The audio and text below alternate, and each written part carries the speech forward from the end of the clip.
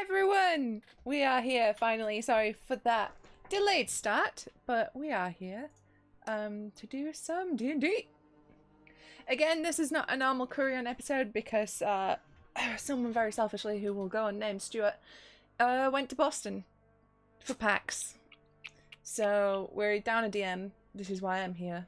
Last week we had the wonderful Lydia doing her Scottish Ladies one shot, which was fucking dope. Watch it on YouTube if you haven't watched it. But yeah, so tonight we are playing an ancient Egyptian themed one shot, which these guys don't really know that much about. I just sent them a message going, yo, we're doing a one shot ancient Egyptian theme, you in? And they were like, yeah. So that's where we are. So, to introduce our cast, we have on my left, Jason. Hello. And who are you playing today, Jason? Yes, I will be playing the character of Felix Decimus, a cleric of life devoted to the worship of Apollo. Okay, to my right, we have Stevie. Yo, what up, guys? I'm gonna be playing a wizard by the name of Kamet. Okay. Bottom left, we have Jamie. Yo, I'm playing a character named Neferu, and he is a Sun Soul monk devoted to Amun-Ra. And bottom right, we have Aaron. Hi, I will be playing, I believe this is the correct pronunciation, Senanmut, I think. Yeah. I am a Battlemaster fighter, he is a military officer. So, this is our cast and crew for tonight's game, which is called Aaru, which you will find the meaning of at the end. However, anyone got any plugs before we start? Anyone want to plug anything? Me enough. I'm good. Jason, Jason, like fuck a few you. plugs Jason, behind me. fuck you. What? I knew I'm where just that. saying. I knew where that was going. I mean, if we're going literal, I'll just get my charger right now. Yeah, it's right over there. I mean, I can just lean over and get it if I need to. I'm cancelling this No, bit. no, I'm playing lawful good. I'm playing lawful good. This bit is done. This bit is cancelled. Rocks fall, you all die. All right. But yeah, so the usual stuff. Follow the channel if you like what we do. On YouTube as well for past VODs of other D&D games that we're in, as well as gameplay and stuff like that. Stevie is a streamer, twitch.tv/YoungJinxie. You should give him a follow, give him some love because it does real good content. Aaron made a game with other people, but you know, Aaron made it. No, it was all me. It was was all his. Aaron. It was their design, their vision from the get-go. So Aaron was part of the team that made A Hat in Time, which is available on everything except Switch, right? Yep. So you should get that because it's fucking rad and cute as shit. And then these two nerds just do whatever they do. I don't know. I exist. I say things sometimes. Surge Protector, that was the name. Okay, sorry. In terms of plugs. Oh. Okay. So, before we just drive this any further into the ground, let's start the session. I would like everybody, except Jason, to remove their headphones if they could. Okay. Well, now I'm scared. If the purpose... Look, I was just joking about the Surge Protector stuff. I'm so sorry if that offended you. So... Gaius Antistius Felix, this is how you die. What? Well, I mean, not entirely unexpected, but how? It's been many years since you fled your post, since you escaped. You've lived a quiet life, never really drawing much attention to yourself. You even found a partner, Kemsite. This, of course, raised a few eyebrows, you know, a Roman with an Egyptian. But you kept to yourselves. You became somewhat well liked in your community. You feel at peace. You're no longer looking over your shoulder. You're relaxed. There's still that sword of Damocles hanging over you, but it's not quite as heavy as it once was. It happens in the middle of the night. Your door is kicked down and soldiers flood in. They drag you from your bed. Kemsait dashes awake. She scrambles for a sword that she's kept hidden by the bed. You weren't quite sure when she put that there, but you're grateful. As you stand back to back, and you fight. You are quickly overwhelmed, and you're dragged from the building. As you do, the last you see of Kemsait is her face, covered with blood as she roars for you, and in that moment she is truly the visage of her goddess. You are dragged to the street, beaten and kicked. A rope lashed around your ankles. Traitor, deserter, they spit at you as you're dragged through the street. The wounds and the dragging is quickly taking their toll. You whisper one last prayer to Apollo as you look up at the sky. As you do, you see the dawn is breaking, and Apollo is beginning his journey. You smile softly to yourself as your vision fades to black.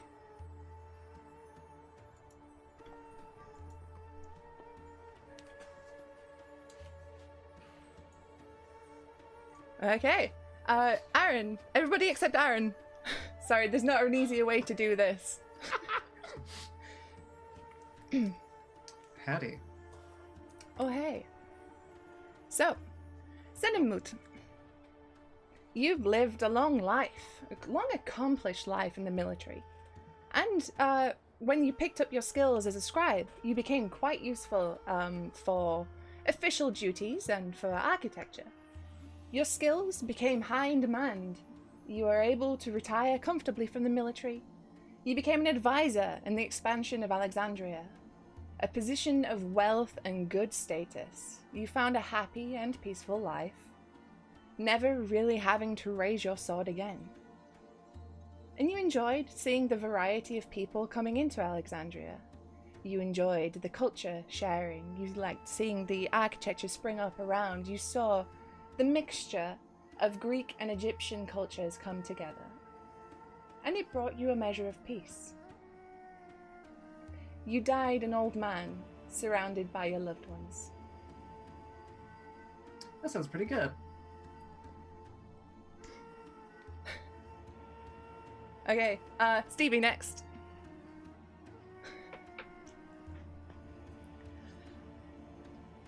Kamet, You. this is how you die. You wandered and you roamed, scoured the land for knowledge and power. You found it. Somewhere deep in the desert, you met a man. He didn't look a day over 20, young and strong and full of life. You'd have thought him one of your traveling companions if it wasn't for the fact that he was wearing the garb of a dynasty long forgotten, and that you'd found him sealed within a tomb. He said his name was Fucking hell. I could say this when I was practicing. He said his name was Nebemaket, that he was a prince. He thanked you for releasing him, and he vowed to fulfill one request. You agreed, and that your request was you be granted eternal life as he had been, so that you may become God here on earth. He smiled, and he agreed. Preparations were put in place for the ritual. Your followers, dressed as priests, knelt in a circle around a dais, atop which a sarcophagus lay. You walked towards it, dressed in your finest clothes, adorned with amulets and jewelry, your skin painted gold in the image of the gods. Nebemaket, wearing a jackal headdress, bid you lay down atop the dais.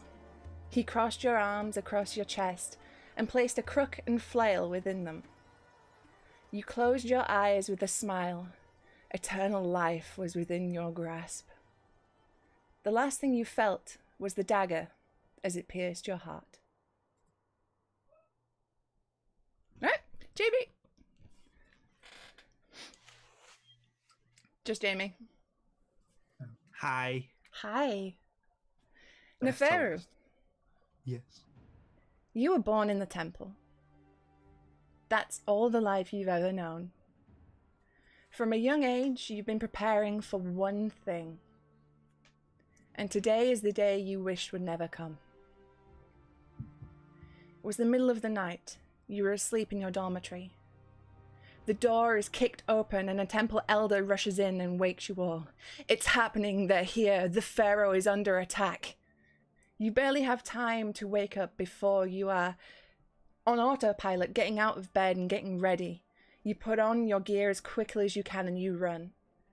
You run out into the streets where you see marauding hordes of enemy soldiers, torches, swords, horses, they're setting the streets on fire. You hear the screaming and the crying of the people you've known your entire life. You watch as the weaver's daughter is run down in the street, a man and a horse laughing as he thrusts his spear through her chest. But you know you can't help them. You have one job to do. So as difficult as it is, you turn your back on them and you run towards the palace. On the way, you see destruction. You're not quite sure how big this army is or how they even managed to get here without anyone knowing. But it's already too late. You make your way up to the palace, and as you do, you fight your way through it. You end up back to back with one of your best friends from the temple. You both, grim looks on your faces as you know what's happening next.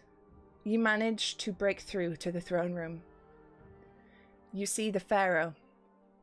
Not the resplendent king you're used to, not in his crown or his jewelry.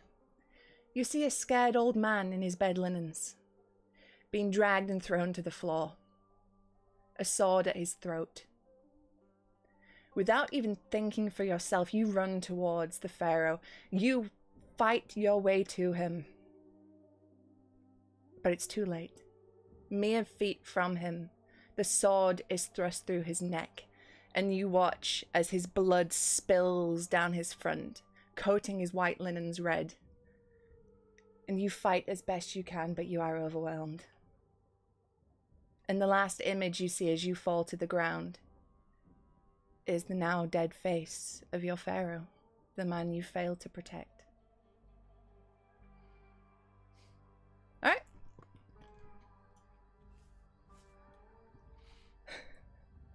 So happy stories all around. So, Yeah.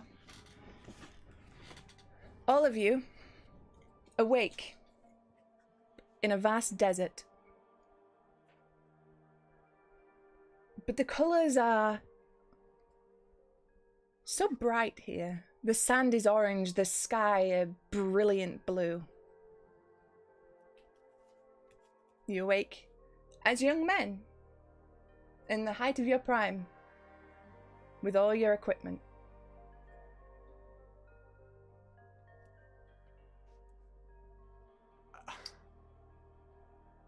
How much do we remember? You remember everything.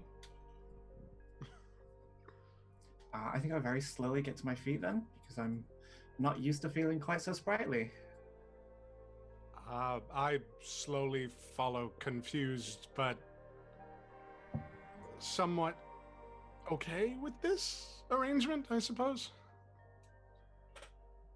I'd like to look around. Are the others in the same place as me? Yes, you're all basically together. Okay. I'm just eyeing everything around me very warily right now. Okay. You can, as far as you can see, as far as the land stretches, it's just desert.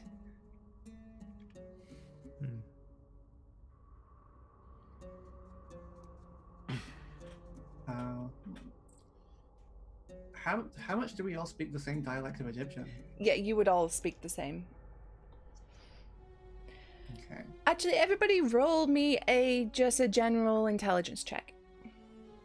That is a good thing to roll if I had dice. Give me a moment. Good job, Jason. Should have those. 13 from me. 11 for me. Okay. See how the other two scrubs roll. What was it that you said? History? Intelligence. Intelligence. Not. Wait. Would this be something I might have heard about in the past month? I have what is It's known more- as a key. Oh, Or is you this you more have. like- Fuck you! You got that feat, you dick. Yeah, you would know exactly what it is. I'm just gonna wait for. What did you roll, Stevie? You muted. You did. 22, 17 on the die. Okay, so, Felix, Neferu, and Kamet, you know, this is the Duat. This is the underworld. You know, you have, well, at least Felix, from what Kem Said told you, you have a hell of a lot to go through before you can rest. There's a lot in store for you. You would know this too, Kamet. You see Felix kind of tug at his hair and like grit his teeth. I pray to whatever gods there are. This is just the second half of a very bad dream.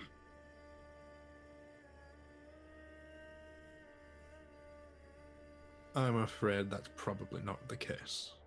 Judging by your tone and where we are, I feel it's very much real. And where would that be, stranger? Who are the three of you? My name is Neferu. I no longer have the title I should have. I failed in my duties. And now I am here, with you, in the duat. Upon hearing it by name, would I recognize You it? would, yeah, you would recognize, yeah. Okay. I think I probably just look a little bit extra confused at that point. Felix Decimus, so that we are not strangers. I probably... Have any of us heard names like that? No. I give him a strange look, just like. I think I slowly pace my way over to stand by the other two. It's a very unusual name, friend. Well, it is a strange place we find ourselves. This is true. The three of you may call me Stenenmut. That is my name. Cinnamons. You also, now that you've stood up and you've got your bearings about you, you're aware that tied to your person is a... Well, it varies depending on who has it. But you are holding or have on your person somewhere a container. Kamet, yours appears as a black pottery vase with a deep crack in it. Senenmut, yours is a canopic jar. And it's neatly inscribed with protective wards and spells. And your name. Neferu, yours is a golden box. Felix, yours is a sack. Hempen sack. And you can see, because yours is made of material, it's very faintly beating. Bum bum. Bum bum. Bum bum. Given that lovely context clue, I'm just going to tie it to my belt and leave it alone. I think I kind of like run my fingers over mine and look at it quite fondly because it's clearly been well put together. Mm-hmm. Yeah, I'd like to look over mine to see if there's any inscription that I would be able to read that would have any clues as to what happened. I Yep. would also like to do the same. Okay, so, Kamet, yours is, it's finely made, but it's jet black. And it doesn't appear to have been painted black. It's made of a black stone that you're not familiar with. And it seems very strong and tough, but there is this deep crack running up the side of it. It's sealed. No, that's fine. That's all that's on yours. Neferu, yours bears an inscription of Amun-Re and has the Eye of Horus upon it, as well as other protective wards. And it's finely made out of gold. And yours is more like box-shaped rather than jar-shaped. It's very similar to where, like, fine boxes that the relics of your temple were kept in. Right.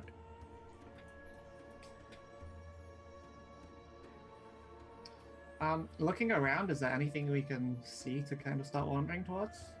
As far as you can see, it's just desert. But there is, far to the east, a slight shimmer.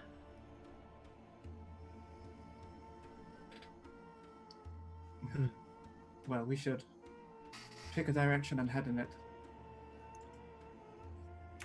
I agree. And as I say that, I'd like to very carefully sort of make sure that the box is well looked after and safe. What's another endless desert to cross?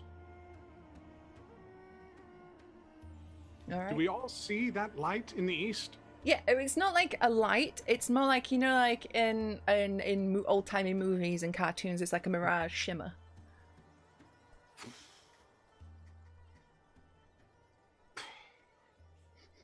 Well, someone should lead the way then. I confess this is not a desert, I know. It's not a desert any living soul would know, as far as I'm aware. But it would seem the three of you recognized it when I did not. By context, more than anything. Comes with the territory of partnering with an Egyptian. I beg your pardon.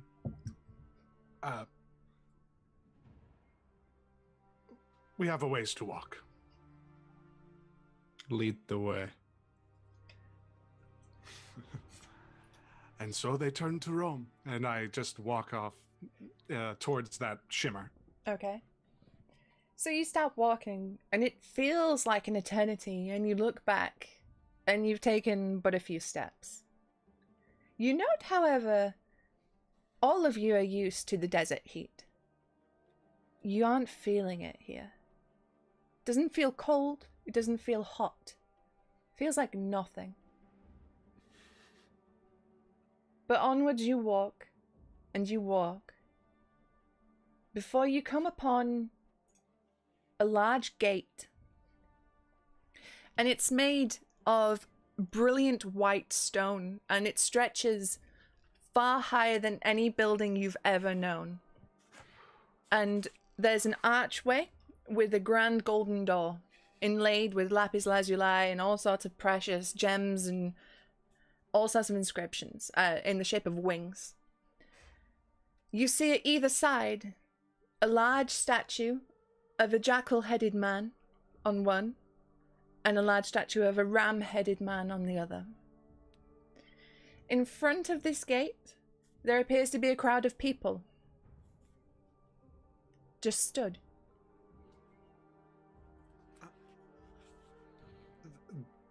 The gate itself, is it just this sort of gate that's flanked by the two, and there's no like walls beside it? It's just this. Yes. Is it like specifically a crowd, or is it like a queue? It's like a smattering of people. Like people like are waiting to go through. They're just not stood in like a British queue. Sort of like a Disneyland attraction. It's like you got clumps of people just sort of progressing forward. Yeah, some of them are stood together, some are talking, others are separated, far away from each other, you know. There's like one guy just off in the distance, not talking to anyone. Are they all funneling through the gate? None are trying to go around. The gate is closed at the minute. Oh.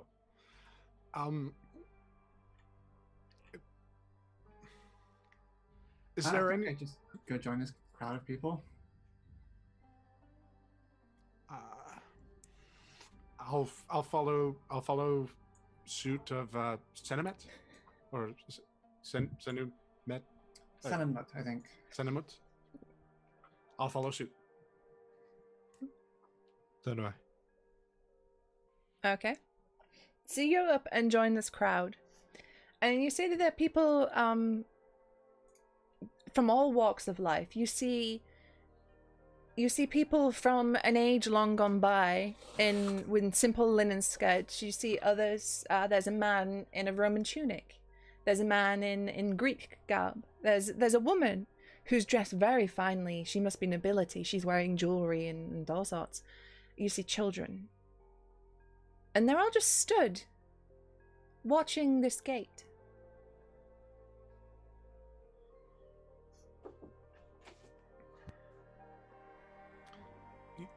You mentioned specifically that there was one that was sort of stood off from the rest of the crowd, right? Yeah.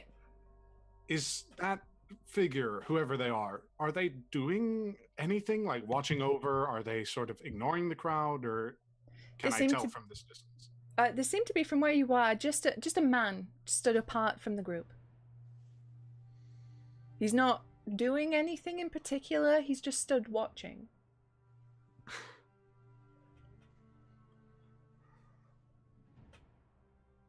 He seems to be quite finely dressed from what you can gather. You can see the glint of gold around his neck.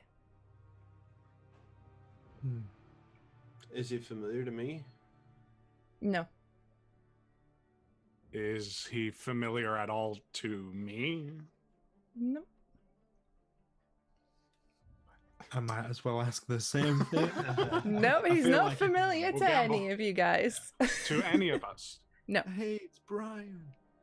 Hey, I know you. I think I just want to kind of wander among these people. Like, I'm no stranger to waiting behind a gate. Mm-hmm. I wouldn't mind getting closer to the gate, though.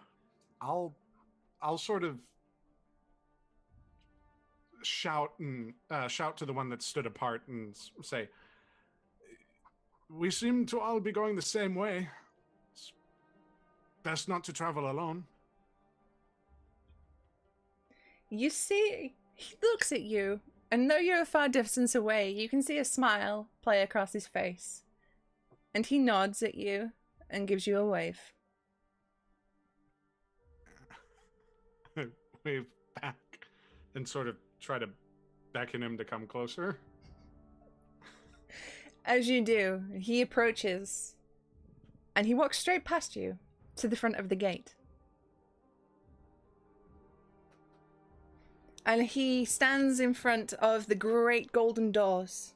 He throws his hands up and shouts, "Open your door to Ra! Throw open wide the door to Kuti! The hidden abode is in darkness, so the transformations of the souls may take place." And as he stands for a moment, the doors begin to open. He steps through. And he's gone. On a scale of like 1 to 10, how foolish do the people who've just been stood here look? They're all kind of just in awe. Have any of them moved towards the door yet? Not yet.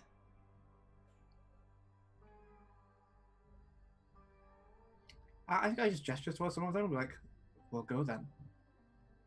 And you see a few go, Well, and they start making their way through.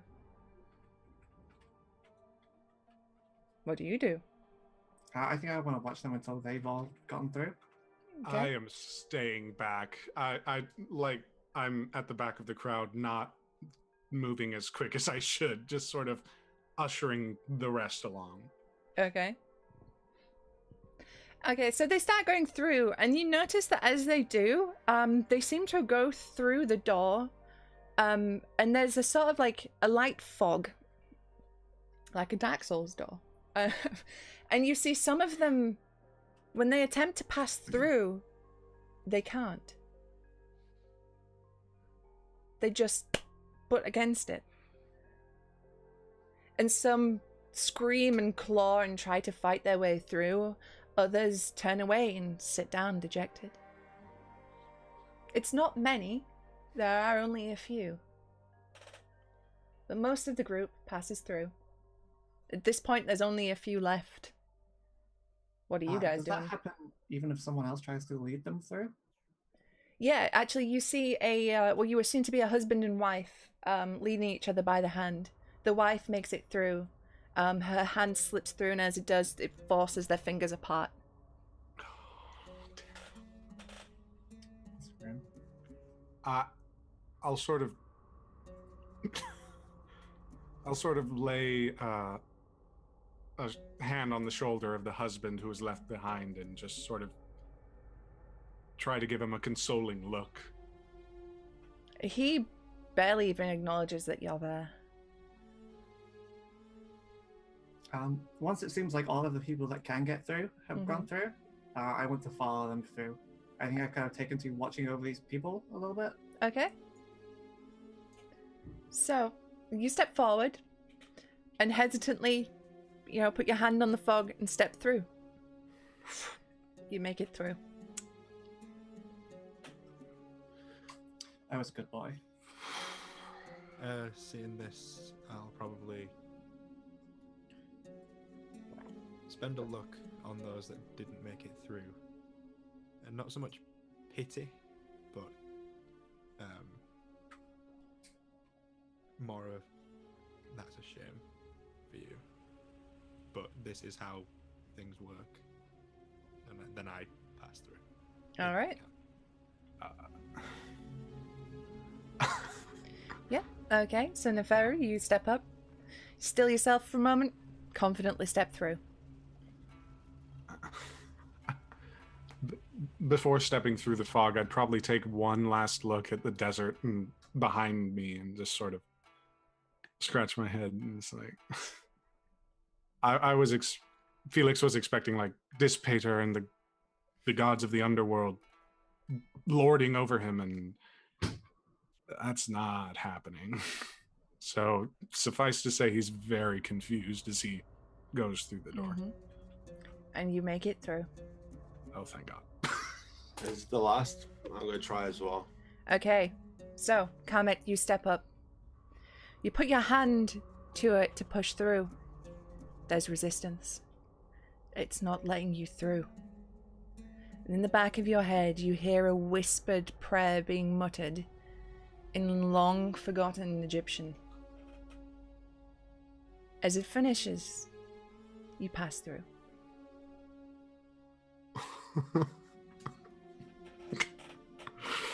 Oh. Someone in his corner. Because, yeah, it's good to have allies, friends on the other Do we side. have our equipment? Yes, you've got all your equipment. Yeah. I want to be carrying my shield out as kind of a protective gesture above my sword. Okay. I'm probably just gonna. I have like a bow and a quiver. I'm probably just gonna pull out an arrow and just sort of thumb it between my hands and just sort of test the balance and weight of it as we walk along. I'd like to put a hand on the box and sort of just sort of doing an internal thank you to Amun-Ra and Horus. Well, I wouldn't be a wizard if I didn't use my staff as a walking stick, so... It's contractually obligated. It doesn't say that in the player's handbook, but you must use your staff as a walking stick. All right. So, as you pass through this great archway, you are led now into what appears to be a grand hall with great stone pillars, and before you are 3 paths. You see on the left, there appears to be one that is gilt entirely with gold. It's ridiculously opulent. The floors, the ceiling, the walls are coated in gold, and they're all inscribed with images of the gods, of processions led by Ra. It depicts the barge that he travels on every day. It depicts the people that wait there with him. the other people on the other gods on his badge. It depicts the trials he goes through.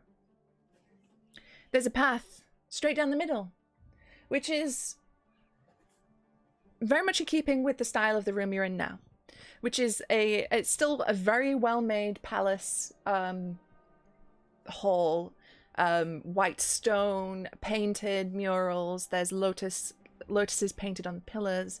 You know, you've got the depictions of gods painted in color along the walls, this time with inscriptions. On the right is a derelict and destroyed looking corridor. This is something that looks diseased, it looks ill, it looks sickly. And from the right hand corridor you hear coming from it wails and lamentations and screams. Probably not going to go down that one. I know which what are one I the- want. Gods the- love testing people. What are the other people doing? Are they filtering through, or are they all just kind of... Yeah. You note there's no one else here except you. Oh, we're all alone at least. Oh, great. I sort of looked to the others in kind of confusion and said, "Yeah, we weren't the only ones to pass through, yes?" Oh, so us four are still in the same thing. Yes, you four are still here, yeah. Oh, marvelous. Perhaps they ask something different of different groups. Perhaps. I'm not unaccustomed to those in power to divide and conquer, as it were. I think I would walk forward and kind of turn back around in front of these three groups. Mm-hmm. And just be like, whichever route we choose, I will follow. Might I just voice my concern for the bejeweled route? And I point to the one that's gilded and absolutely divine and whatnot. When you say that, I gesture to my box with similar iconography. Well, if you can tell me then, and I hold up my hempen sack, where this goes. You were just trying to say something about dividing and conquering. You do know we're dealing with the gods. They need not conquer what is already theirs.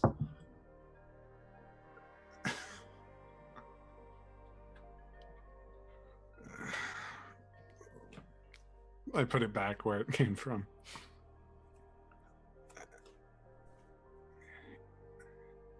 It is still in my possession. And as selfish as it is, I would like it to be in my possession for as long as possible. We'll see how long that is. Well, you seem like the wise one of us four. Which route would you have us take? I wouldn't say I'm wise. I've just accepted my fate. Personally, I'm leaning towards the left.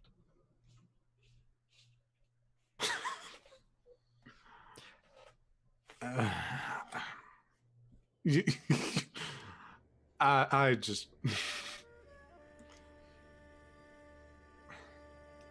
I have my shield up and start walking down the left route. Okay. Comet, what would you like to do? Curiosity would drive me to the right. The screams. Mm-hmm. But Neferi carries a symbol of the gods and seems certain that the left-hand path leads there. I'll follow Neferi. All right.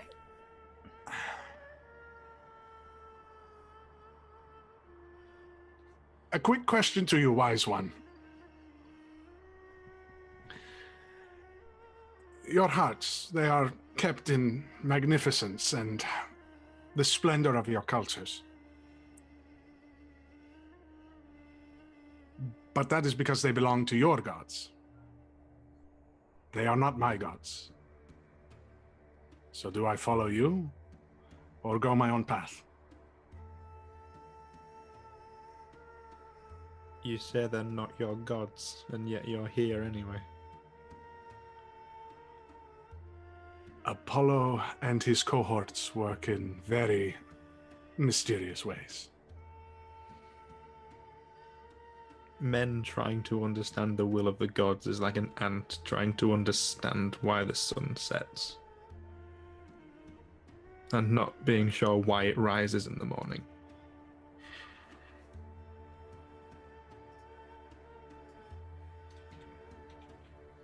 No, I just keep walking. Alright. Been happy with how vague I was. Yeah, I'll turn back to Felix and I'll say, well, you said there's no reason to travel alone, did you not? Would you not take your own advice? You haven't met me. And Felix kind of smirks and follows with the group. Alright.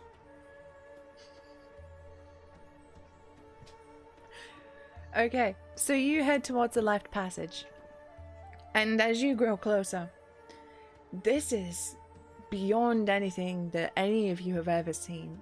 Neferu, you're used to a level of opulence from being in the Temple of Amun-Ra. That's the god. That's the principal god. That's, he's the guy.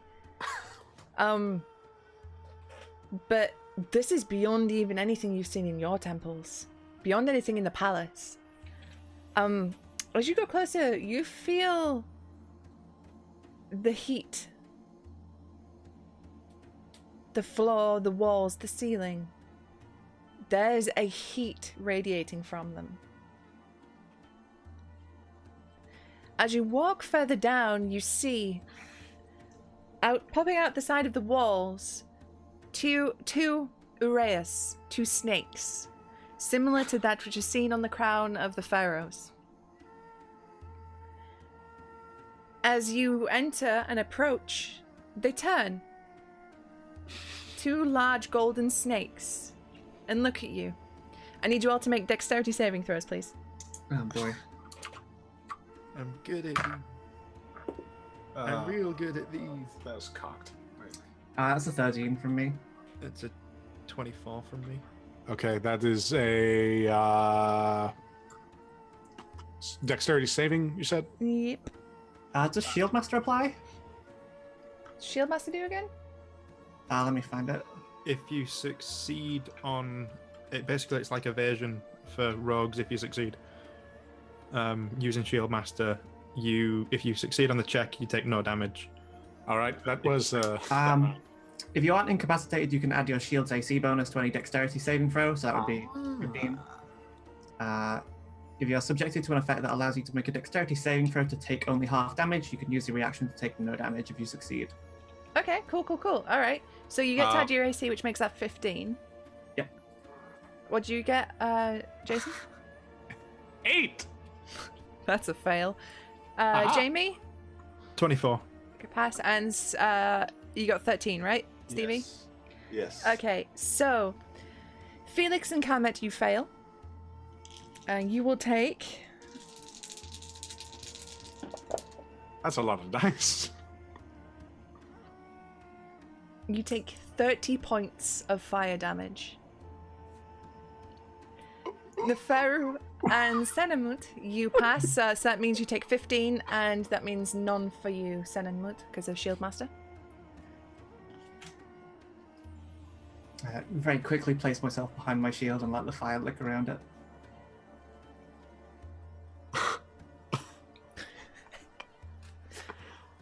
$30. 30. To 3 Yeah. 3 0? 3-0. 30, yeah. Oh. Okay. Well, that's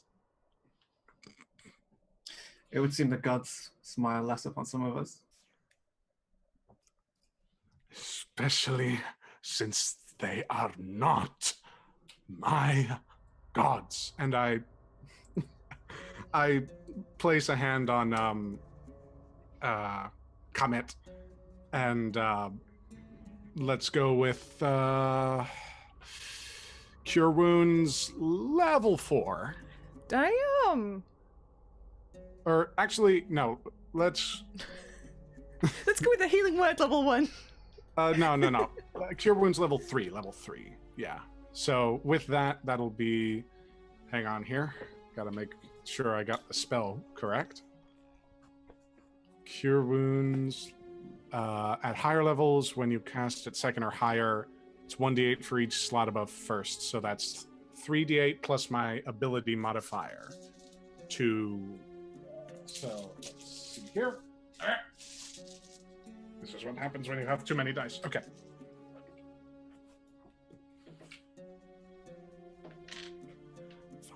Okay, so that's 5 plus my ability modifier, which is...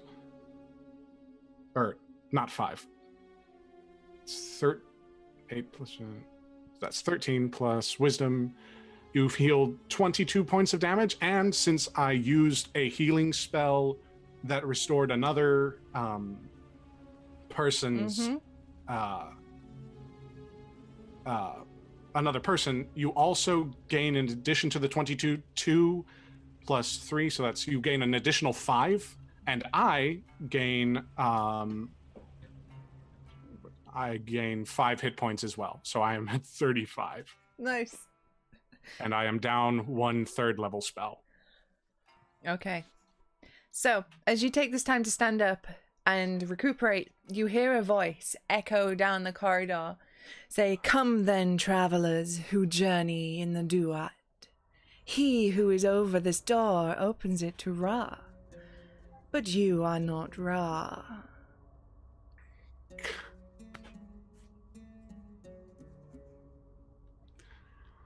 Is the path like forward still clear? It's clear.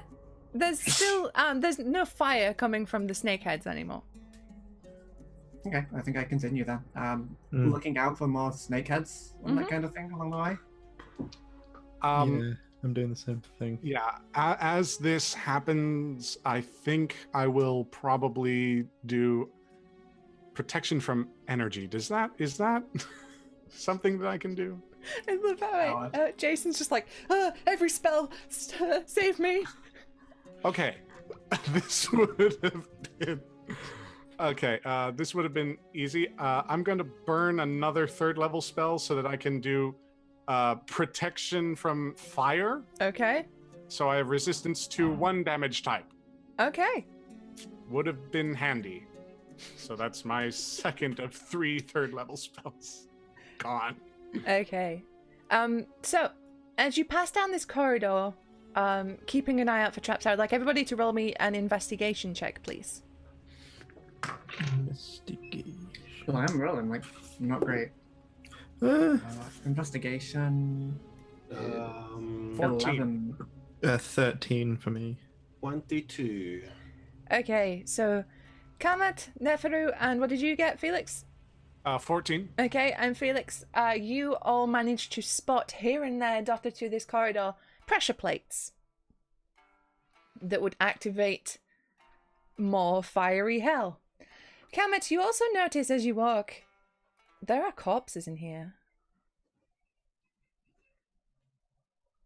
In what state are the corpses? Like fresh.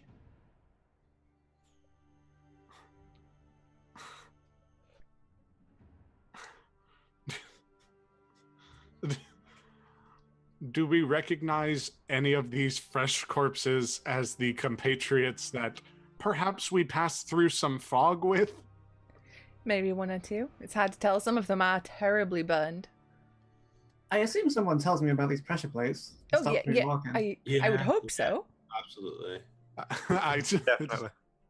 Yeah. You also do see that some of them aren't burnt. Some of them have weapon wounds in them, like sword cuts. In that case, I'm on guard, but I'm not drawing any weapons. I'll find ones that have weapon wounds in them. Mm-hmm. I'll crouch beside them and begin to cast. And as I'm casting, I'll tell them, "You can stand. You'll find vengeance now." Okay. And I'll cast Animate Dead. and because of necromancer, I have an ability called Undead Thralls. Whenever I cast Animate Dead, I can animate one additional corpse per cast. Mm-hmm. So instead of raising one, I raise two. Okay. So you raise what appears to be a Greek man and an Egyptian man, and they both get to their feet. And some of them have one of them has very visible wounds on his torso. The Greek man, not so much. He looks a bit burned, but not anything too bad. I draw my sword. The dead I- are not supposed to walk. Yeah, I bring out my short bow as well. I'll look around and see them preparing, and immediately I'll look for other danger. I'm like, Mhm. where's the danger? And then I'll realize, and I'm like, they're not a danger. You command them now? Yes, for now. For now. Within a day, I'll have to retake command or let them fall. Who are you to hold sway over the dead? I'm Kamet. Oh, that explains it. And That I does put not- away that's my good. short bow and arrow and just In my head, that blindly- explains it perfectly. I blindly just go forward, trying to avoid the pressure plates as best as possible. I've still got one eyebrow very much raised and just staying a few steps away. Mm-hmm. As I hear the name Comet, does that ring any bells? No. Is that just a name? That's just another name. It's just a name, yeah. It's just the name of a guy. who raises dead people. Okay, yeah. Name of a that's guy who fine. apparently raises dead people, yeah. I knew a Kamet once down the boozer. Wasn't a necromancer, but yeah, no, Comet was a good guy. I kind of gesture towards the corridor because I want to be at the back of the group now, so Mhm. I can keep my eye on these zombies and their master. Yeah. And I don't... Yeah, I'd want to move through this fairly quickly, seeing what has happened. But I wouldn't mind being at the front, just putting a bit of distance between me and the newly raised dead. Alright. Okay, so you continue walking, definitely avoiding the other corpses in the pressure plates. You reach the end, or what appears to be the end of the corridor. And there is another grand door. This one, again, entirely gilded, bearing the wings of Isis. And atop, on a shelf above the door, is what appears to be a pile of bones. Until you draw near, and it rears up as a snake. As a treat to myself, I'm going to cast Cure Wounds at level 1 for myself. Before any of this. Oh god. I'm very afraid. Okay. That's... I want to say 6. Yeah, 6. Great. You're Still so good at phenomenal. the health stuff. Is it Still moving fun. like a I'm hostile staying one? unarmed. Just so you know. Yeah, is it moving in like a hostile way? At the minute, no, it's just reared up and it's regarding you, slightly swaying.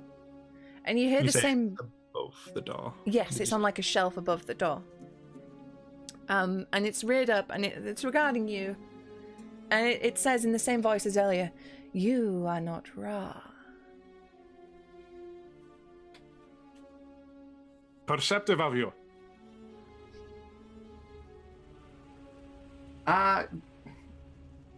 Do I know much about things represented by snakes in our religion? You Like would medical know that the name Uraeus is the snake on the pharaoh's helm, on the pharaoh's crown. You would know that that's regarded as like a symbol of power and royalty. You don't know much about bone snakes though. However, you have heard that when traveling through the Duat, you will have to get past a series of guardians. Do we... would I have heard this sort of same thing in terms of like getting past these guardians and whatnot? Yeah, but like Kemsite would have been like, oh, there's an easy way to like recite spells or its name, like a coward, or you could fight it. You know, she was all about the fury of her goddess. I mean, being a worshipper of Sekhmet, I would not expect anything different. I'm the worshipper of Apollo, so I'm gonna go the cowardly way. Would I know this guy's name at all? Like this pile of bone snake's name? Roll a history check, and you can all do that if you like. I was going to say, would I know History, not anything religion. being... Oh, religion. Sorry, yes, religion. Oh, religion. I was gonna say, would I know anything in What's that? terms of, like, Temple of Amun-Ra? That's a 19 from me. That is a- Religion... This service is really hard to roll on. Yeah. Uh, What am I rolling? Religion? or- Religion, yeah. 21 for religion for me. Damn. A 22 for me. 22. You're smart. Bless you. 22 from me. Dang. Oh. Okay. So, Felix, Kemet, Neferu, you know that this thing's name is Akebi. Do we know any further than that? No. You know that it is a guardian of this door, and that you will have to beat it. I should be 1 second, sorry. Yeah, no worries. Did you say it was a Kebi? Akebi. Okay. It's Akebi. Aqebi. All right. I'm writing phonetically in the entire night. So I don't blame you, to be fair. Okay. When you say beat, do you mean with the connotations of like a fight or just like the well, passage? with my time with Kem Sait, she was very much by beat you mean beaten to submission and like overcome Mhm. in combat. But I'm assuming, like with most of the myths that I have been sort of raised with, if I speak its name or something, it'll dissipate. So Yeah, we would all know that there are various methods of getting around these guardians. Physical might is one, and some of these guardians do require a physical fight to be taken down, to be beaten. Trickery, riddles, knowledge, there are other ways of circumventing these guardians.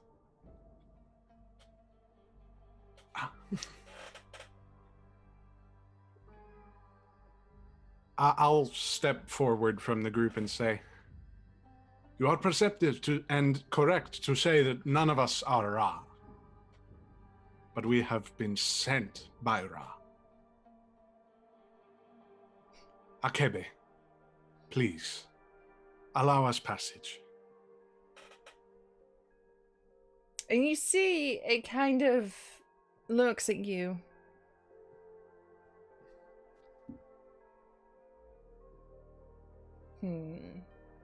You lie about your intentions, but nevertheless, you spoke my name, so I shall have to let you pass. Do not think it will be this easy. My brothers and sisters of the Duat are not so easily overcome. I would hope not. That would be just too damn convenient. Just sort of shuffle past him. And yeah, as you move forth to the doors and push them to open, does not make a move against you. Allows you to pass. I assume we continue on then. Mm-hmm. All right. On the way, though, I wouldn't mind to give Felix a little bit of a tap round back at head. It's for disrespecting Ra. Disrespecting Ra? Yes. I mean no disrespect. Why would a Roman be in an Egyptian's afterlife if he were not somehow intervening on my behalf? Just in terms of timeline, would I know what a Roman is? No. Just a very, like... It's just like, the fuck is a Roman? We're all roaming here. God I don't think that pun works in Egyptian. That doesn't technically. I don't care. It could, I guess. As soon as I see that mentioning that I am a Roman makes no difference on this person's face, I'm like, and no further disrespect to you, but whatever cave you call your home, find your way to Alexandria. It must have changed in the years since your passing. Well, I definitely at least recognize the name Alexandria. The ferry, you don't. I just turn to face back down the corridor we came from, and I gesture. My home resembled that. The bone snakes or the opulence? I just keep walking forwards. I will assume the opulence. All right. Okay, so we're going to take a quick break here then because we have no Stevie right now. So we will be back in about 5 to 10 minutes. We'll see you soon. Bye.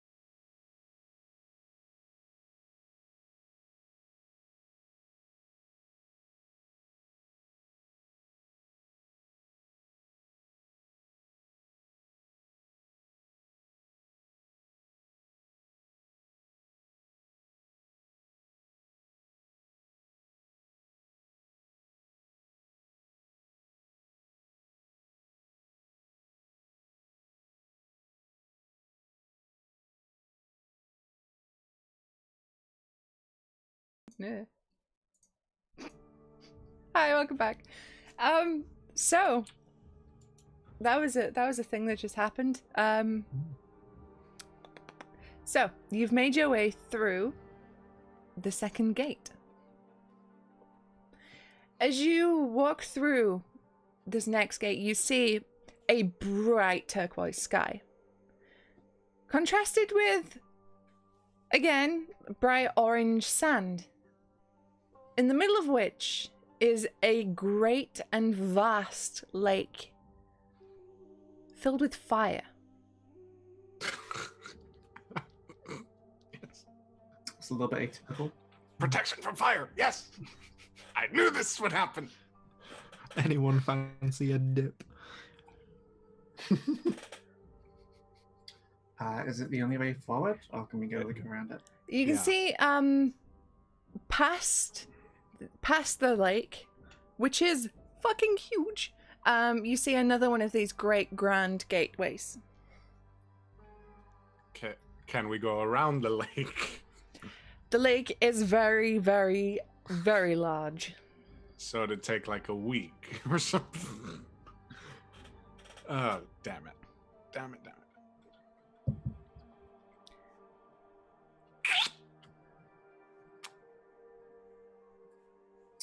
How wide is the lake if we went through it? Like maybe a mile. So it's a long lake. It's a long one, yeah. Basically, it's a case of, hey, the fire might hurt, but we'll get there quicker. It's closer to a canal that just doesn't go anywhere. Probably just as painful as well. I have the spell Stone Shape. Is there any sort of what could be conventionally considered to be rock or stone that I could maybe elongate into some sort of bridge or whatnot? It's just sand and fire from what you can see. Great. You are still a fair distance away from the lake at this point. It's not like the gate is right upon the shores of this lake. Well, I mean, we should make our way up to the lake then, at least. Yeah, at least the shores of it, yeah. Okay. As you approach, you see that there appears to be a path, a small bridge covering the lake. It's not uniform in shape, and you can't tell if it's moving or if that's just the flames licking at the sides of it that give it the appearance of moving. So it's either miraging or potentially snake bridge, is my thinking. A lot of snakes. Well, it would seem this is our way forward. This seems the direct route, yes. As you move closer still, you see that this isn't one solid part. This is a bridge made of bodies. And they're moving and writhing. Not making sounds. But bodies nonetheless, in various stages of mummification. Some wrapped in linens, others not.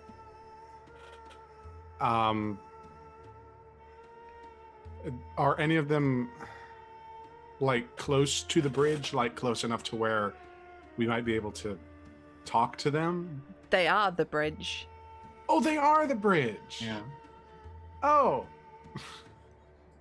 Great. Hey, DM, Yeah. given that I come from a temple, would there be any sort of, hey, walking on the dead guys might be a bad idea vibes? Or... No. There isn't. Okay. You would... If they are here, at this stage of the duat, then these are condemned souls. So basically, they belong here for Yes, they belong here. They haven't made it their way to the weighing of the heart just yet. They haven't made their way to that chamber, but they are stuck here. So, from what you gather, these are people that failed to escape this gate and are condemned.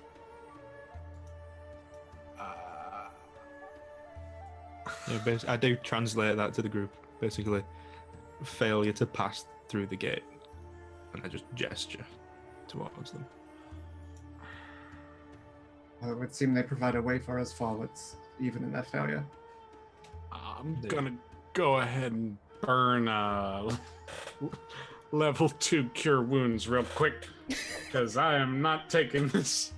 Okay, that's 8 plus. I turn to Kamat and say, I pray that you do not take these ones from beneath our feet and start going across the bridge. There's a thing. Did the undead following our dear necromancer make it through the gate? Yes. Well, I mean, I take it their failing was like standing on a pressure plate, not sinning. Yeah. Well, I was just wondering whether or not they'd still be able to progress or not. that's a good point. They made it through. Interesting.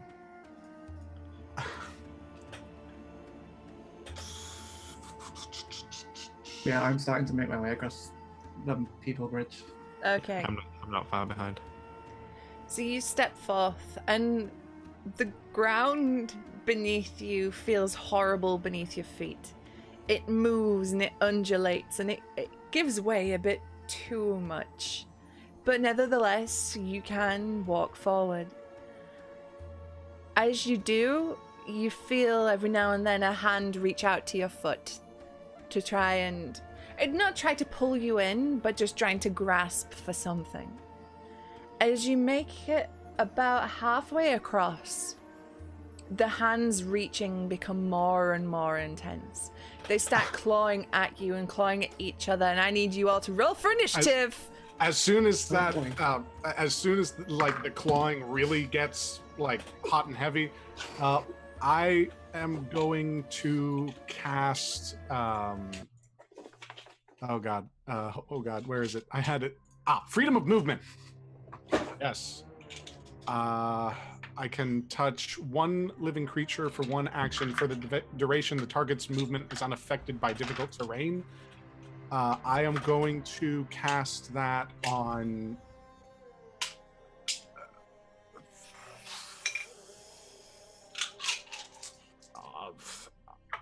Neferu. On Neferu, I suppose. So what does that give me? Okay, so for the duration, an hour, your movements are unaffected by difficult terrain, and spells and other magical effects can neither reduce the target's speed nor cause the target to be paralyzed or restrained. The target can also spend 5 feet of movement to automatically escape from non-magical restraints, such as manacles or a creature that has it grappled. Finally, being underwater imposes no penalties to movement or attack. That's cool. I could walk on water anyway. Oh, Jesus, calm down. Okay, so 25 to 20. 24. 24. Nope, that's not an I. Why did I dot that? 20 to 15. 18. 15 to 10. Whoa. Okay. 10 to 5. 7. Stevie, I'm sorry, dude. Stevie, what did you get? 1. That's bodes well for this group. It's my first roll in the dice I bought specifically to play this character. Oh no. It's fine, we've come back from worse initiative. It betrays you.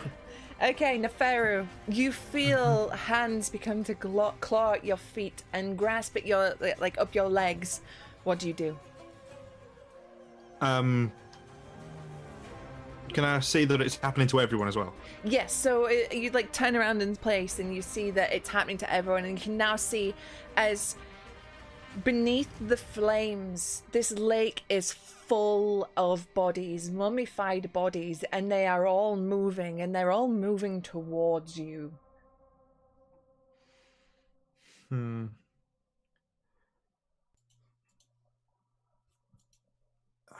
if I were to grab someone and move with them, what would that do to my movement?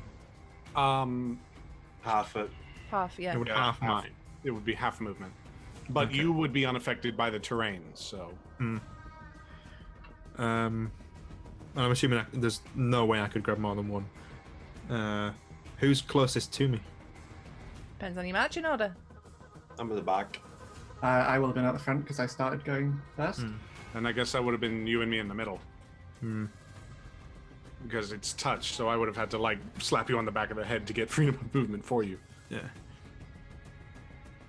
Actually, no, I won't do that. Instead, I'll spend a key point to do patient defense, and just basically be ready for if something else happens. But can I do that and still use my round of movement? I can, can't I? Yeah. Yeah, because you can move But and yeah. then ready in action, yeah.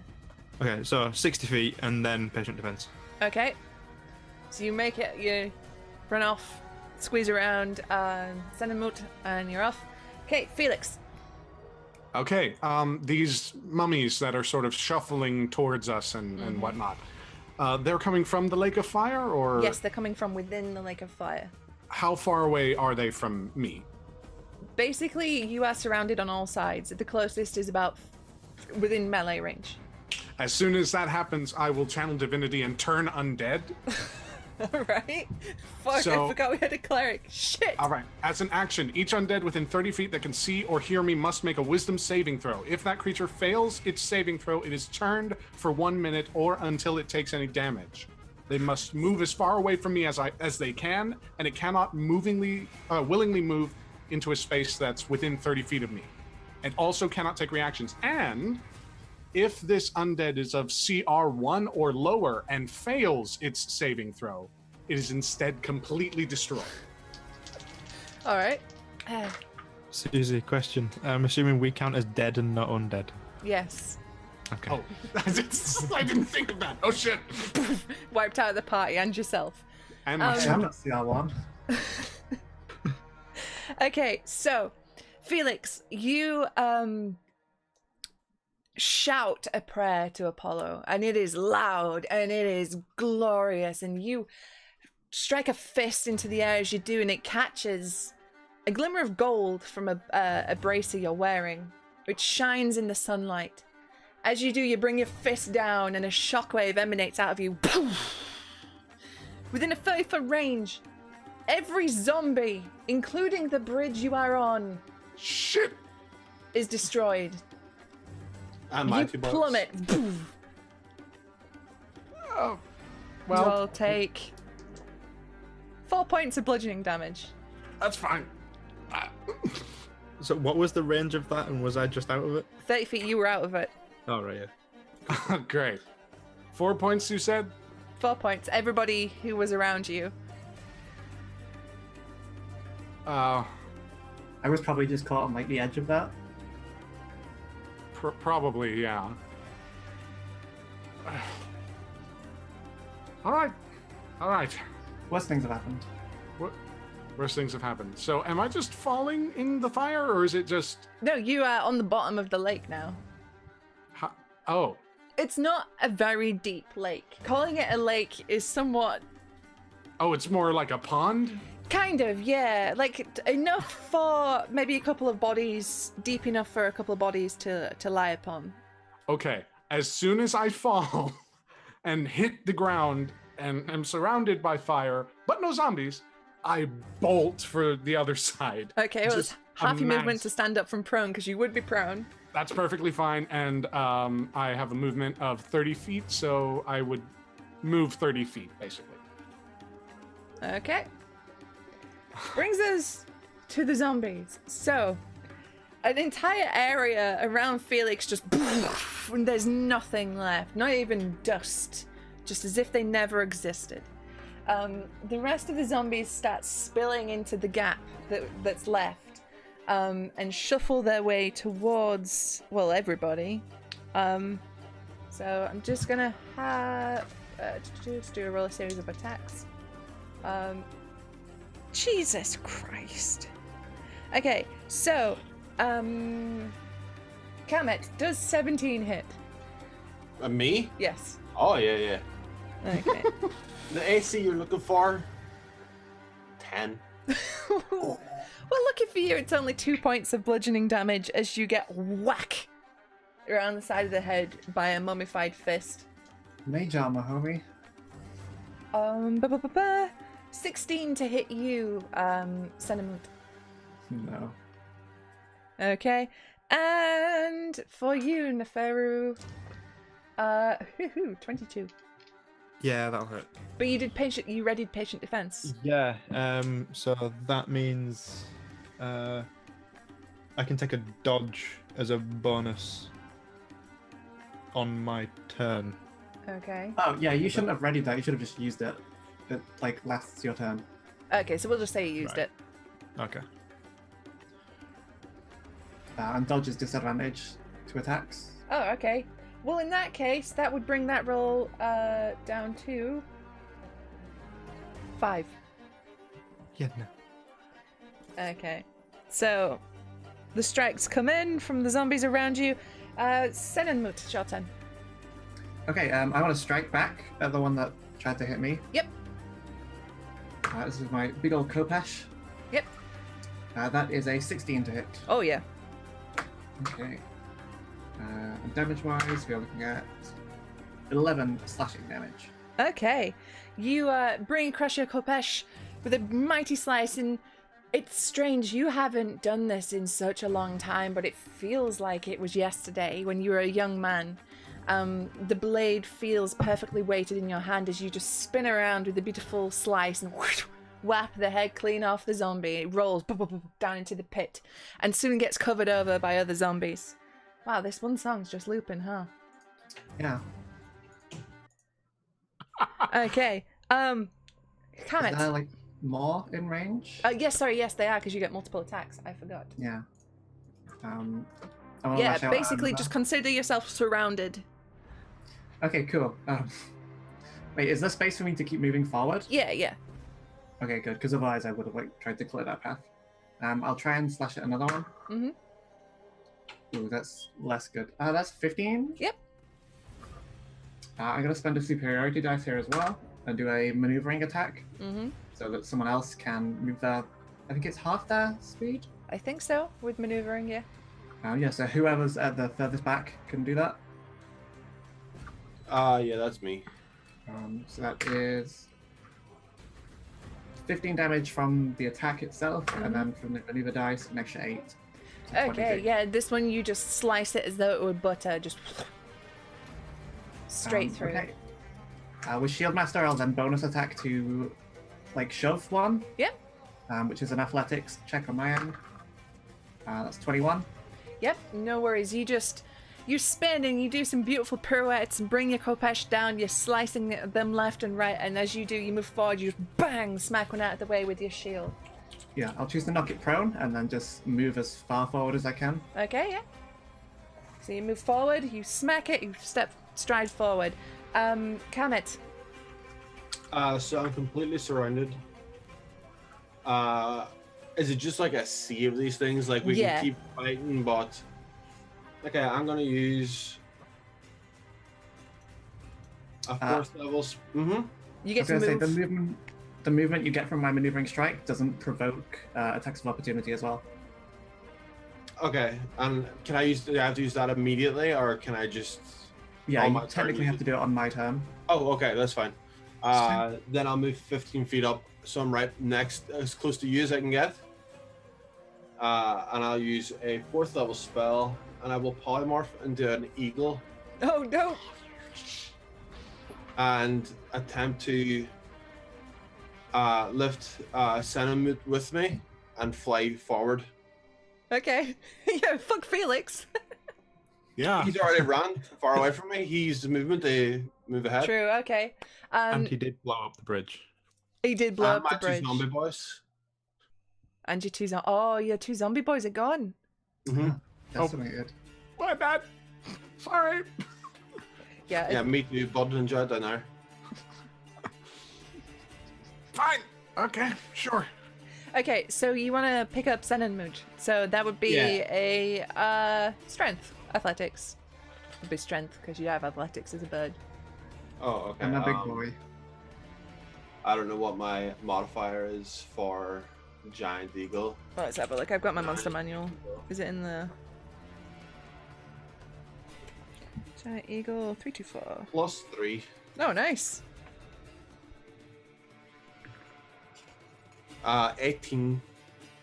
Okay, so Senamut, you there, like, back in your glory days in the battlefield, you never really reveled in it, but it still kind of feels good to just cut down.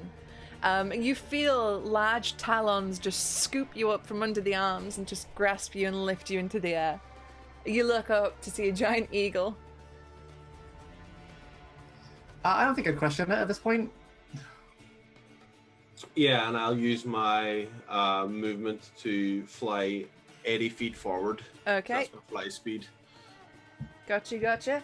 Okay, so Neferu, you turn around to look at what's happening to your companions. You see Felix at the bottom of the lake, surrounded by zombies, quickly losing sight of him as they all keep piling on, and it seems like a never-ending just flow of bodies. You watch as Senamut you watch as Kamet turns into a giant eagle and scoops Senamut up and brings him up to the air and flies away. Can I get to the bridge with my movement? Yeah. Where... Okay, then yeah, that's what I would do. I would just like, I'm not flying off into the distance. I'm like, salvage the situation, not... So if I have movement left out of 80 feet, I don't know if I do, I would be diving back down, or in the process of going back for Felix. Okay, we'll say that... Oh, go on. I think he would have, because I was the most forward person already. Yeah. Okay. Yeah. So you've gone back for Felix. You haven't quite got him yet, but so Neferu, you watch as an eagle drops Senamut and goes back and swoops down for Felix. What do you do? How far away is Felix from me? Because from my initial position, I ran 60. So you're about 90 feet from Felix right now. Right. I could backtrack the 60, put him within range. Yeah, I'm going to do that. I'm going to backtrack the 60. Would that put me still on the bridge? Yes. Okay. Yeah, I'll do that and use Radiant Sunbolt as my attacks and do 2 of those to sort of, if there are any zombies around him, to try and start thinning the crowd. If I can. Okay. You see, you run back. Excuse me. And you see Felix on the ground. Well, no, stood up. And you see as zombies are starting to close around him. So you sunbolt. So do you roll attacks or is that like a? Yeah, it's just a ranged attack. It's essentially turning me into a Super Saiyan. Nice. Ooh, that's a 17 on the dice with a +9. Oh, yeah. So I assume that'll hit. Yeah. Second one is a 19. Yeah. So that's gonna be. So that's for the first attack is 6 points of radiant damage on one, and the second is going to be 9 points of radiant damage. Okay, so you send out these radiant bolts. As you do, you see they almost form like an ankh shape as they fly out of your hand. They hit these creatures and they blast them, but they don't fall down. They're still stood up. You see scarred into their bodies, ankhs, but they're not down. Right. Okay, Felix, you look up as there's a giant eagle screeching towards you with its claws like this, and you see 2 flaming bolts go boom, boom, and hit 2 of the bodies around you. How many are around me? Fucking loads. Oh god. Okay. Am I standing on any more dead bodies, or is it like solid ground beneath me? It's kind of like almost getting to bodies. It's almost impossible to not be in or around a body right now. This thing is like, just imagine instead of water, it's just dead people. Fine. All right. Damn it. I will spend another fucking 4th level, cast freedom of movement on myself, and bolt as far away from the bodies that are around me and try to make my way somewhat closer to the eagle. Okay. So you are currently at a lower elevation than the others, so do you want to try and get up as best you can? If I can, yes. Okay, so I will need you to make an athletics check as you climb over these wriggling, squirming bodies. Oh boy. Okay.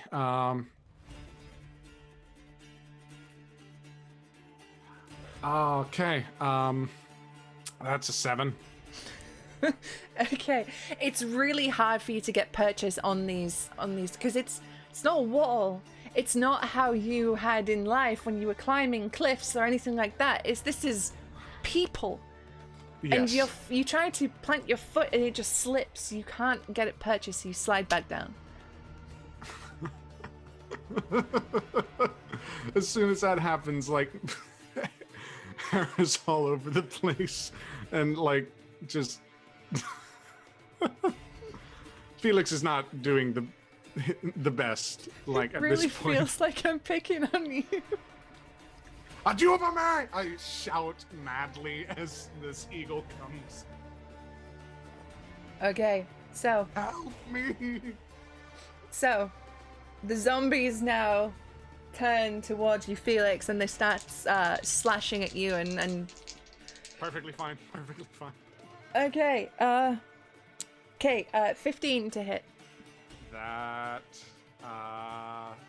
just hits. Yeah, Okay, you take 5 bludgeoning damage off one. that's okay. You take 4 off another. Okay. Okay, and that one misses. So everybody else, I'm just going to roll a series of attacks against you guys because you're all swarmed by Zambos. 1.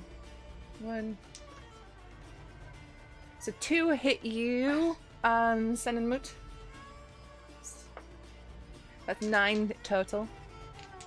Okay. Jimmy, what's your AC? 18. 18. Fucking hell. That's 1 Yeah. hit. Miss.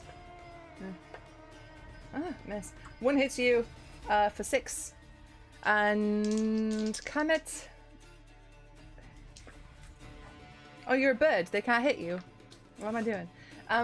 Okay, so, and you watch as the zombies flail at you and they're hitting you with limbs and trying to bite at you when they're not covered with linens.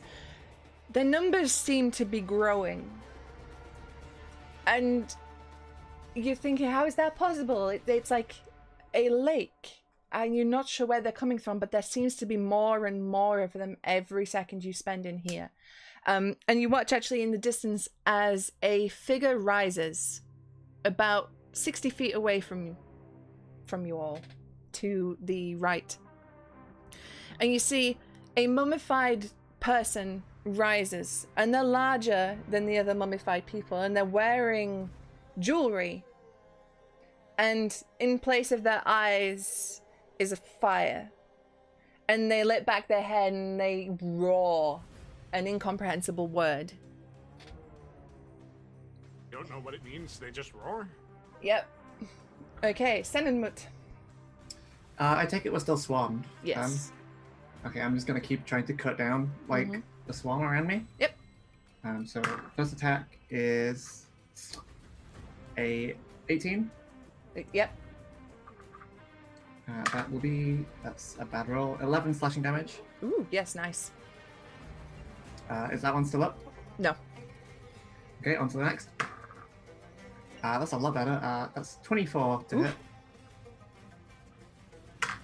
That one is a lot better on damage as well. That's 15 slashing damage. Nice, nice. Okay, you doing the shieldy thing again? Yeah, I'll shield bash as well. Cool. So that's a bad roll. 13. Okay, yeah, it still hits. I mean, the AC of these guys is like single digits. Shove isn't to AC. Shove Oh, is, it's bonus. yes, it is, isn't it? Well, yeah. Yeah, let's just pretend that didn't happen. Okay, so, Senmu, again, you just start cutting through them, and it's easy to you. They're not that much of a foe. You know, it's just their sheer numbers that's overwhelming, but you sure as the whatever the thing is sure of, you start cutting through them, bash them out of the way, and make progress forward. Kamet, you are an eagle. You see Felix trying to climb up to you, but fall on his ass. You see this figure rise out of the bodies. You hear it roar.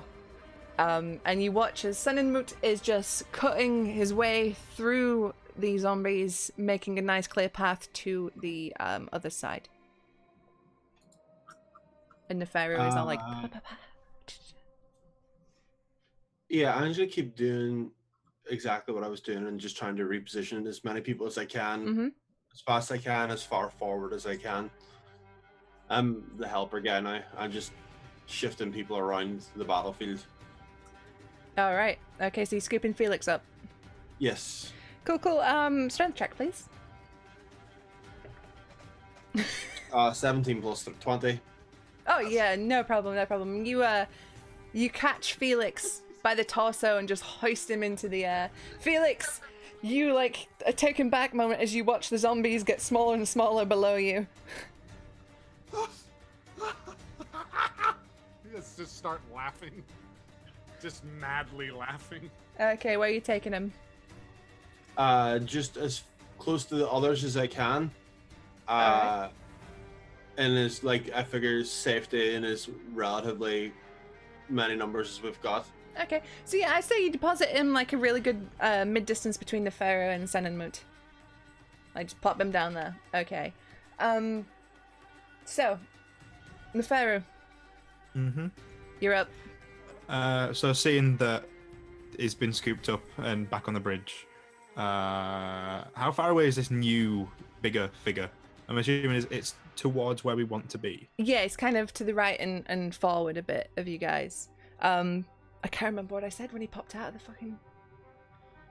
I think you said like 120 feet or something. No. I don't think you gave a distance. No, you didn't. Okay, let's say he's like 60 feet. 60 feet it is. Well, in that case, I would like to, just because I'm super fast. You say he's 60 feet away. I would like to use my full movement to move that 60 feet. Oh, dang. And then, yeah, that's 2 radiant sunbolts at him. How far away is he, like, from the bridge? Is he actually on the bridge or next to it? He's kind of like to the side of it a bit. Okay. But once I'm up there, he's within 30 feet, yeah? Yes, yes. Yeah, okay. Yeah, 2 of those at him, please. Okay, dokie, let me just get the stats up because I'm fucking... Okay. AC of 24. That's going to be a 22 on the first one. Yeah, I think 146. that might just do it, yeah. And the second one's... well, it's a 17 on the dice with a +9, so I'm assuming, again, it's a hit. Yeah, it might just... Yeah, Okay, so yeah. Blaster Monk, it's great. So that's going to be 9 points of radiant damage on the first one, and 7 points on the second one. Dang. Okay, so you send forth these blasts, and they seem to just impact it. And it does seem to hit. And it hits pretty well, but it's still, you gather from its reaction, it's pretty tough. In response, I just kind of take quite a, not an aggressive stance, but quite a, like, I'm rooted in, if this continues, I am going for you. Yep. Sort of thing. Cool, cool. Okay, so Felix, you have just been deposited back on this writhing, horrible bridge by a big eagle. How far is that door from us? That door is still quite a distance from you. Is it open? Can I see from here? Like if If you can see it, it's not Okay. open. just doing a little quick think here. Do I have to kill that big thing in order for the door to open? I don't know, do you? I'm asking you. Damn it. Okay. I'm going to move my full 30, and now in order to dash, that's a bonus action, right? Or is No, that a unless you're a full rogue, action? it's a full action. It's a full action. Okay, so I'm just going to move the 30 feet, look at this big Bessie, and just to test the waters, we're going to hurl a guiding bolt at it. Ooh. Level 1. Why did you drop to the floor? Ugh. Okay. Okay, 16 to hit? Will hit. Oh my god, thank you. So that's going to be 4d6 radiant damage, and the next attack roll made against this target before the end of your next turn has advantage. Nice. That is going to be... Oh god, this one. Repeating song again. 15. That is 15 points of 15. radiant damage. Very nice. Yes. So I just sort of look over to Niferu as he sort of casts these two bolts and figure, oh, what the hell, I'll do the same, and send a prayer to Apollo as a bolt just casts from my hand and slams into, like, the chest of this creature. Yeah, and Shows Fire does, and poof, and you see the creature reel back a little and look at you. Would you get the sense there's almost an evil grin if it wasn't bandaged? Okay, it is now the zombie's turn. And they're gonna get some hits on all y'all. Nope, nope. Yep. Okay. 4 hit you, Felix. Okay. For a total of 25 bludgeoning damage. I rolled very high. Okay. Okay.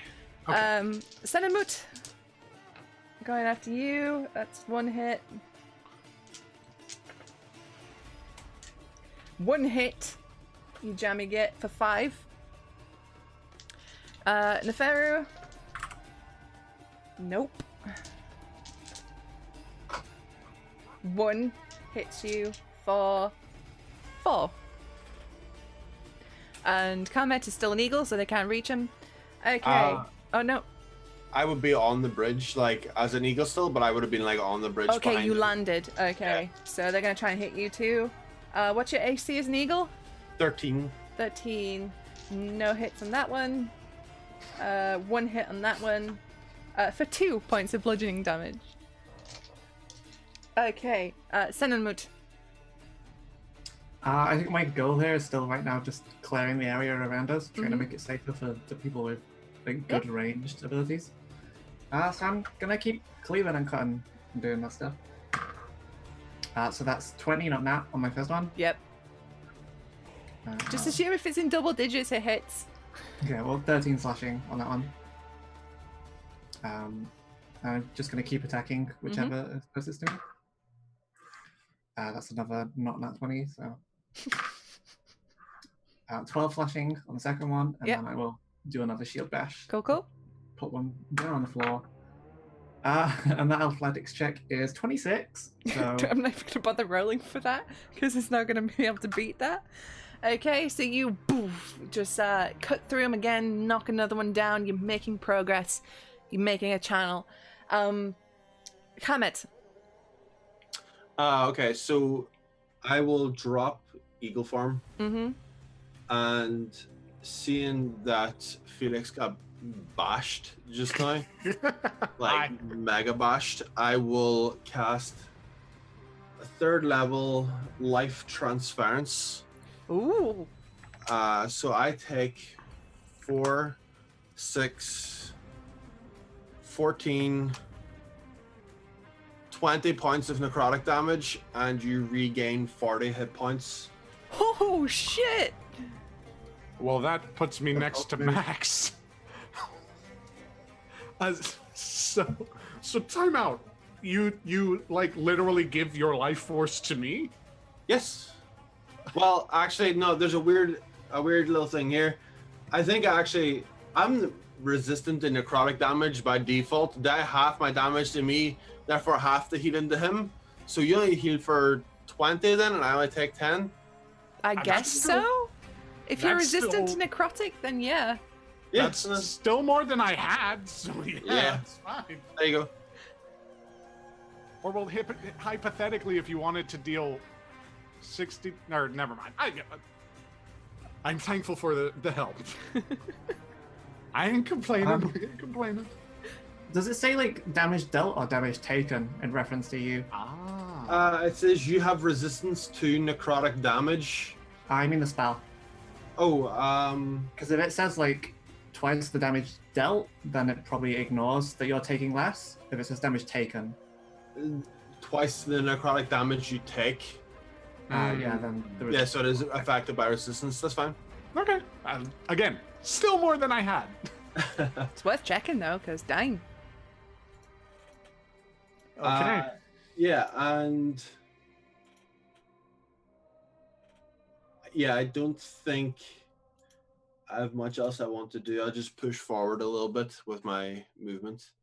Okie dokie, move forward. Okay, it's now time for the figure that rose from the bodies in the fire to do their turn.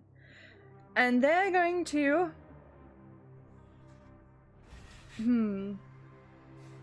the last person that hit them was Felix. Come on. Bring it. It's gonna turn towards you and it raises an arm that's skeletal and mummified, and you see the linens hanging off it. It points towards you, and the intensity of its eyes burns into your like very soul. I need you to make a wisdom saving throw. Am I close enough to counterspell 60 feet? It's not a spell. Oh, okay.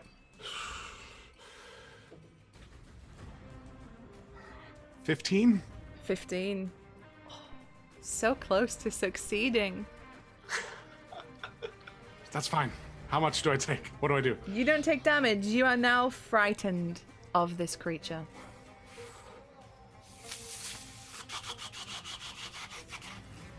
All right. All right. Great.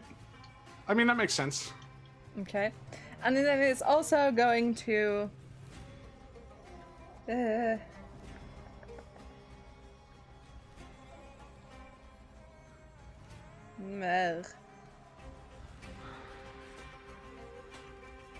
And then what he was going to do is it raises its hands to the sky and black energy starts circulating around its hands.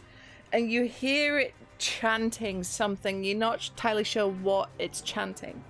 And then it ceases its spell and turns and becomes like poses ready for the next action, next fight. Neferu. How close is it to the bridge? Like, is there any way that I could potentially get to it with my quarterstaff? Or is it... Yeah, you could get to it. I'd say it moved up. I forgot to say, but it will have moved up to Okay. angle itself for fighting. Okay. In that case, I would like to attempt a stunning strike on it Ooh. with my first attack. So that's going to be a key point, but it has to make a DC 15 Constitution saving throw. Okay. It succeeds. Damn it. I don't think it does anything if it succeeds. Yeah, no, that does nothing. So for my second attack, I'm gonna again do Radiance. Oh no, it's right up to me. I'll just hit it with my staff. Yeah, give it a whack. Yeah. It's gonna be 16 to hit. Yes. Cool. Okie dokie. That's gonna be max damage on that Oh. because I was using two hands, so it's a D8. So that's 8 plus 5. Okay. So what's 8 plus 5? Nice. Yeah. Okay, you whack it real good with your staff, and it sort of recoils in pain. Anything else you want to do? No, I'm actually use my movement to move further up the bridge, Mm-hmm. but still so that I could, if needs be, like Yeah. aggro it. Yeah, And I'm gotcha. not moving too far, but I'm starting to shuffle up. Yep, gotcha. Felix, you see, and all you can see is that face burned into your brain. Okay. I have a question. Mm-hmm. Does lesser restoration get rid of fear? I don't. Because it says specifically, and I'll read it just as it is. You can touch a creature and can end either one disease or one condition afflicting it. However, the feared condition is not a part of that. It says the condition can be blinded, deafened, paralyzed, or poisoned. I don't know if feared would be that, or... Nope. If it's not listed, nope. All right. Fine then. As my bonus action, I will cast Shield of Faith on myself, increasing my AC by 2. Mm-hmm. And my guiding bolt is still in the chest of this creature, right? Yes, it's still kind of... Oh, shit, Jamie, you should have got advantage on that hit. Oh, you should have. It was only marginally better, so. But it didn't hit. So the guiding bolt is still there, right? No, it did hit. Jamie did hit. Yeah, it wasn't a crit. And you can't take any aggressive actions towards this creature because you are scared of it. Any at all. You can't move willingly towards it or fight it. Or if you can, it's at disadvantage, I think. Is it disadvantage? Yeah, you can, so it's disadvantage.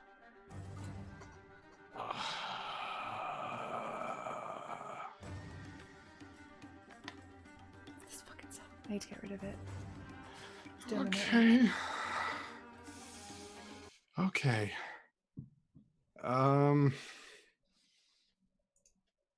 Oops.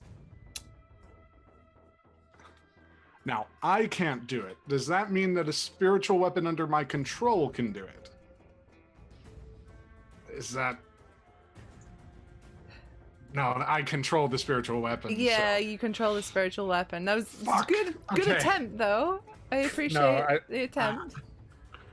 How many are around me right now? Basically, just consider yourself surrounded on all sides. I'm just running. I'm just going to the shore of this lake as quickly as possible. Yep. And I mean like dash, like 60 feet past everybody, going away. Okay. Of trying to avert my eyes from this terrible creature. Okay. So you sprint. Okay, so zombie's turn. Everybody's gonna get hit. Oh, I am sorry. That's a natural. That's a da-da-da. That's 3 hits on that one. Don't tell me that's me. It's not you. Oh, thank God. Okay. So that's 4 hits on you, Carmet, one of them being a crit. So let me just... 15 bludgeoning damage in total. Okay. Felix, on you. 1. 3 being a crit. You take 22 points of bludgeoning damage. Felix. Neferu. That's 3 hits. Just 3 hits.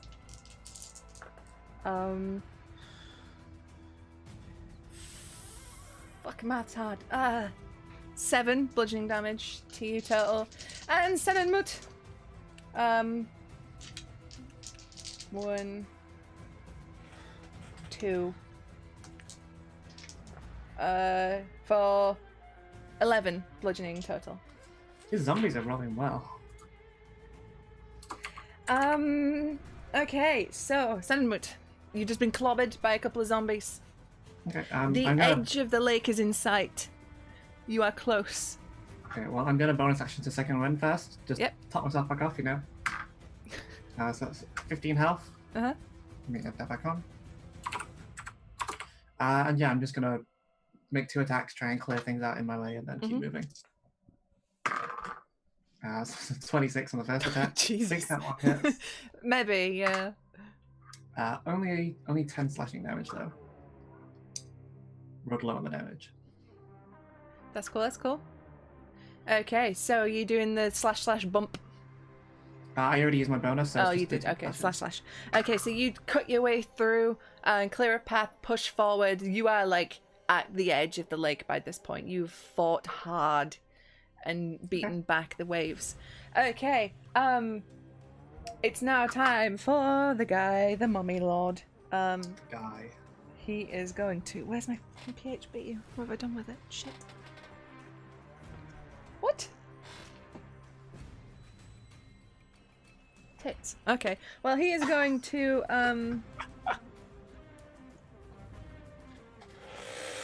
You watch as he crosses his arms over himself, and he turns into a whirlwind of sand, which spins and cuts up and chunks up the people, like the zombies before him, and there's like detritus and bits of linens in the sandstorm. And he moves in front of you, Neferu, where he comes back, and you need to make a Constitution saving throw. Okay. 13. Okay, so as the sand and the dust and the detritus from this creature envelops you as it moves past you, unfortunately you don't shield your eyes in time and you are blinded. Okay. As it moves, is that within range of me? Because as a warcaster, I can cast a single target spell as an attack of opportunity. He's used a magical effect to move. Fuck. Damn it.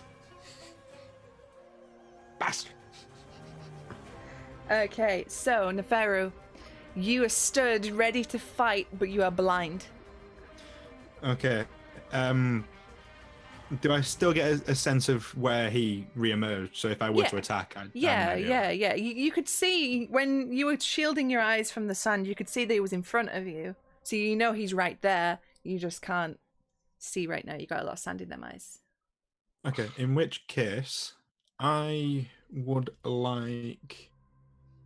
Yeah, I'm going to make 2 melee attacks with my quarterstaff. Yep. I'm assuming. I believe they would be at disadvantage, yeah. Yeah. Oh, 2 nat 20s. What? Not even joking. Nice. I can take a picture. No, I trust you. I trust you. So that's a hit on that one. That one might just hit, yeah. Okay. Should we do attack, damage, attack? Yeah, let's do attack damage, attack damage. Okay, so that's going to be 2d8. Ooh. Could be worse. So that's going to be 14 points of damage on that one. Dang. And then my second attack, disadvantage, is going to be 14 to hit. Yeah, no. Okay, so that one misses. But I would like to spend a key point to do Flurry of Blows. Which means I can make 2 unarmed attacks as a bonus. Mm-hmm. So rolling for that. Rolling for the first one of those.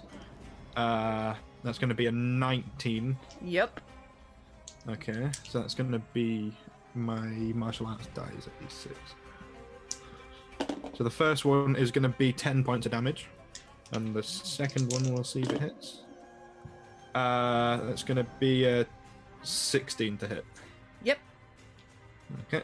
And the last one's going to be 8 points of damage. Okie dokie. He got in melee range, and I thought I'd empty the tank. Neferu, how do I do this? I'm blind. You're blind? I don't know when to stop hitting. Okay. Right. Okay, so you all watch as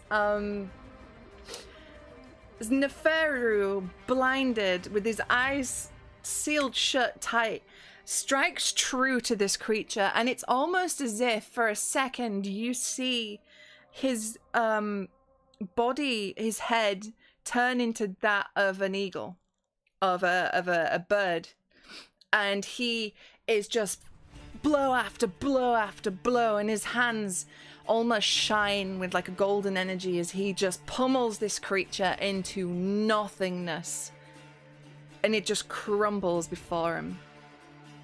After which, Neferu, you rub your eyes, and you're no longer blinded. The creature is at your feet. Okay. Felix. We're I also have my movement still. Oh, I'd you like do to- still have your movement. So, Neferu, you're like, fuck, that was cool. Okay, Felix. Okay. I look to the door. Is it open? Is it closed? You can see a peak of light through the door. As soon as I see that bolt, like 60 feet full movement, just running towards it, Okay. yelling to the rest of it, "Way is clear! Get the fuck out of here!" Okay, so zombies, they're gonna have an attempt to hit everybody again. So we'll start from the top. Kamet, it's one hit. What is that? It's 2 hits to you, Kamet. For shit.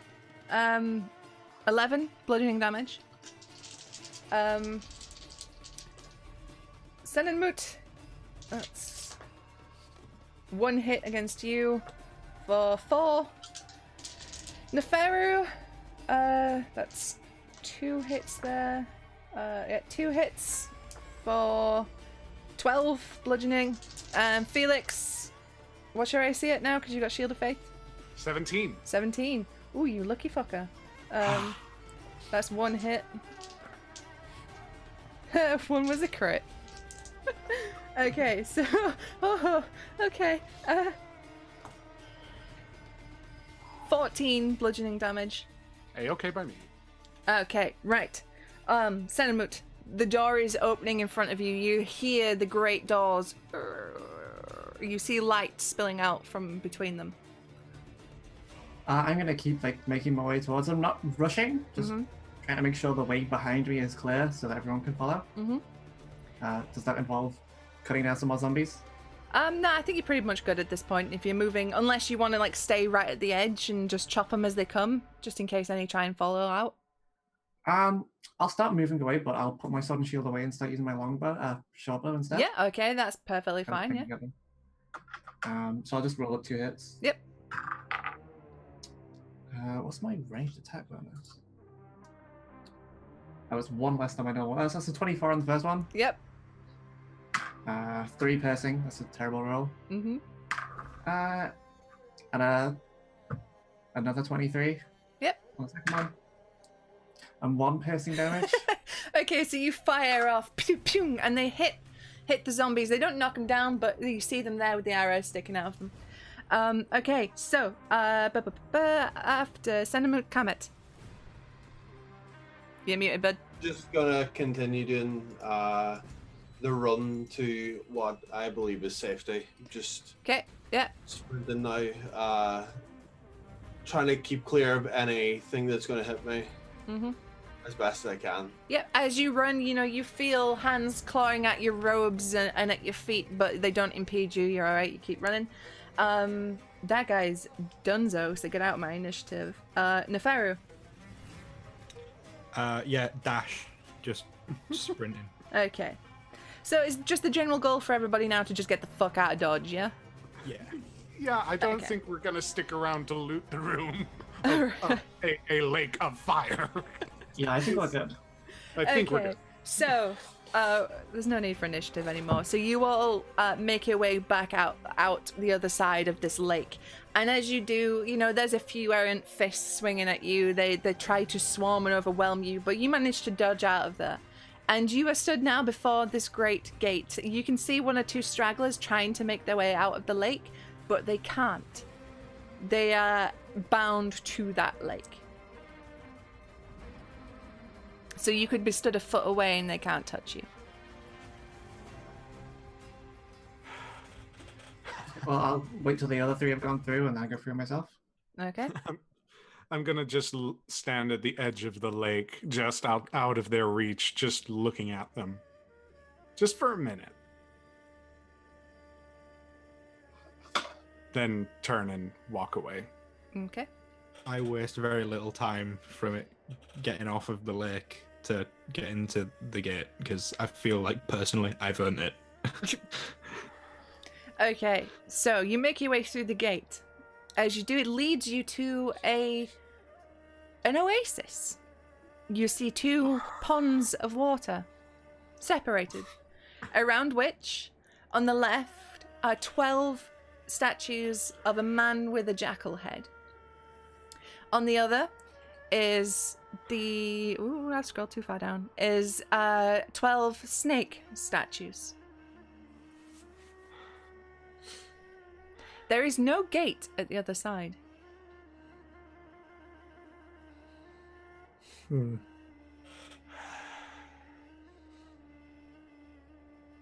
I suggest we take a rest.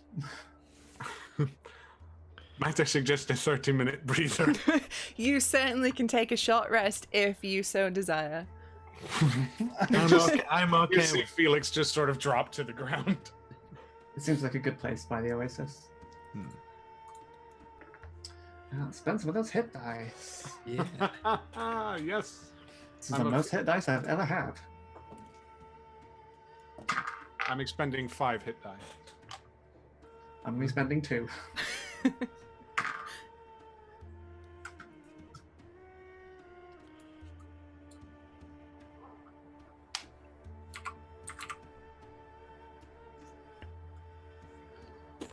Most importantly, I get my superiority dice back. Hey! Man, fighters are so cool. Okay, so you notice here that everything is very calm.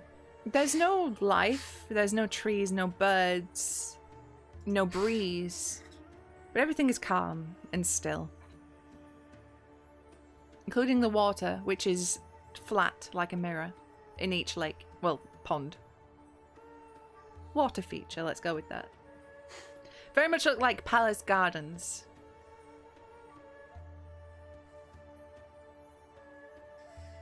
Okay, well, can I think what I know about like passage through the underworld to figure out what we gotta do here? Roll a religion check for me. Sure thing. Some sort of face A pat next. 12. That's bad. A 12, okay. You don't know exactly what to do here, but you remember that some of the challenges include trickery or like puzzles. Something to overcome intellectually rather than physically. As I'm sort of face down in the oasis, can I sort of do that same thing of like, what the fuck is this? What's going on? Okay, I won't make you roll for this. You would know as well that, like, from what you've been told, this is maybe a trial of intelligence rather than brute strength. Rather than brute strength. When it comes to that, then I'd like to sort of make my way around and just try and take every aspect in. Okay. See what's what. So, I would like you to roll me a perception check, if you may. If you will, even. Perception. 15. Okay, so, as you make your way around the edges of these, like, ponds, you see that there are scuff marks along the bottom of the statues, some of the statues. And as you look to the water, you can see that in the reflection, the statues don't quite line up with where they are, where you are. And further in, there's what appears to be a great temple with its doors shut. You look back up at where you are, there's no temple there. Look down at the reflection, there's one in the water. And without actually saying to the others, I just start trying to figure out which statues need to be moved in order to match up with the image. Yeah. And It's go over to one and give it an attempt. Yeah, okay. It's a fairly easy thing to figure out because the water is so still. It's basically a mirror. And you can see with your check that there are small like grooves where these things have been moved before. So you go to one and you give it a push and you slot it into place. As you do, you hear a tunk. These statues need to be rearranged. I sort of fall on my back on the ground and look up. Fantastic. The Something water. simple for once. The water holds the key. I look at the water. Is there a key in the water? There's no key, but you do notice the reflections. I'll start helping move them. Same. Okay, so you set about moving the statues to match up with the reflections. And you move the final statue into place.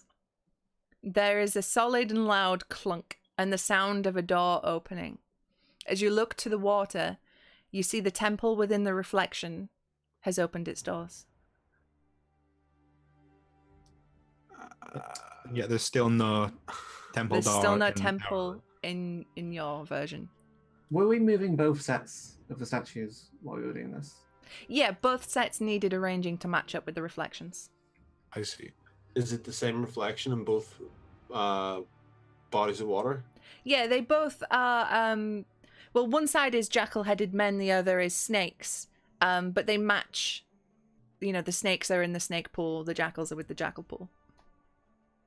How big is the pool itself? They're pretty wide across, like 10 feet across. But like 150 feet long. They're long ass. Like very grand, you know. Can we just like wade into them and see if that does anything? Sure, okay, so Stenenmut, you're like, wait a sec. You put your foot in the water and it doesn't feel wet. And it's almost as if your tummy flips and you step through and end up right way up on dry land facing a temple. That would be uncomfortable. I instantly follow suit. Yep, you feel a rushing sensation in your stomach as you go whoop. I follow suit. Which pool is it they step in? I don't know, which pool did you guys step in? I was going to say jackal. Jackal. Jackal. Yeah, I'll follow. So Kama, you watch as your party members just start walking into this pool and disappearing. You follow suit. You are before a great temple. Can I look at my heart that's in the hemp sack that I have? Like, can I actually open it and kind of? Yeah, you open it. There's your heart. Boom, boom, boom, boom. I close it and just put it back. I turn to the others.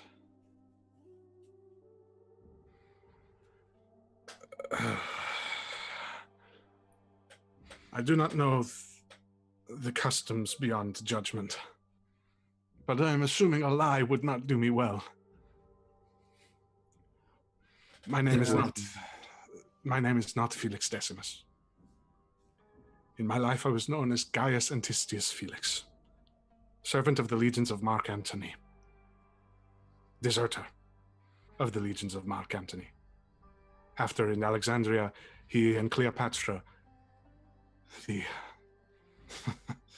only one of the Ptolemies left worth noting, decided to stand against Rome. You should know by now these strangers mean nothing to us, aside from a few. The only thing I understood from that, you speak foreign names to me. I understood deserter. And I'm sure they will understand too. Yeah. All of it. It is not for us to judge. That much is true. And you see Gaius is like shaking at this point. Like he's fully convinced that as soon as he's judged, there's something that he's going to have to defend himself against that's beyond help. Okay. I'm going to start walking towards the temple. Okay. We may as well move. We will see the sins of this Rome in time. There are many to catch up on. Okay. You head in, and you see that you're wrong. This isn't a temple. In fact, it's a great library. It's filled to the brim with scrolls. great walls lined with shelves and shelves of papyrus. And ahead, as you enter, there appears to be a large and very well-made, impressive desk. Seated at which, in a chair that appears to be almost a throne, is a man. An ibis stands proudly on the desk next to him as he works, and you see that he's writing. Would I get any inkling of who this You person would, might everyone be? here would I know think who you this is.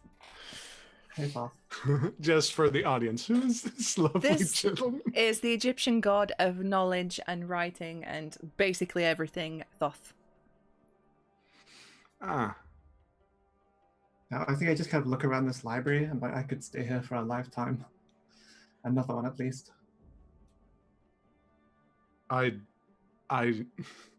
as I look around, I just, you see Gaius, like his visual space, he is not down with any of this opulence and whatnot. Like he is very much out of place when it comes to all of this, in more ways than one. Alexandria had big libraries, right? It did. I believe a particularly great one is often. I've heard it was pretty great. Yeah. Did I ever?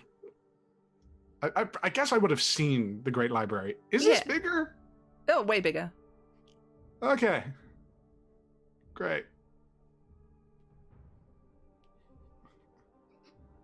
You see as he's writing, he appears to be writing on a very large scroll. And as he's working, he pushes it forward as it's going. As you do, you can see, and it's a strange thing because you all see it differently. You all see it in how you would speak. You see your names.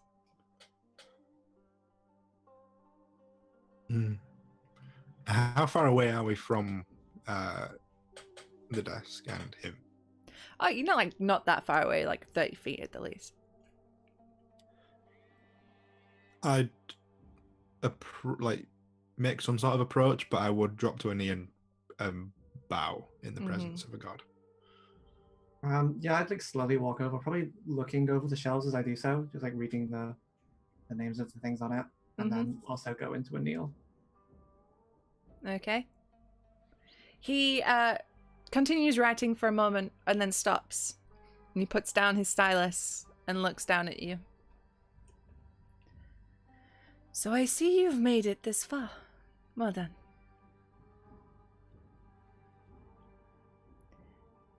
There is one more challenge ahead of you before you can make it to your judgment. I have a question of you. Provide me the answer and I will allow you passage. Fail to do so and I will send you back. Do you agree to these terms? I agree. Boss. I agree. You will ask the question anyway.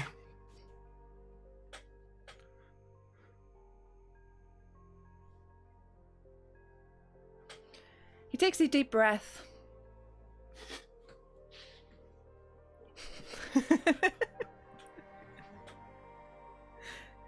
Says, my question is a riddle.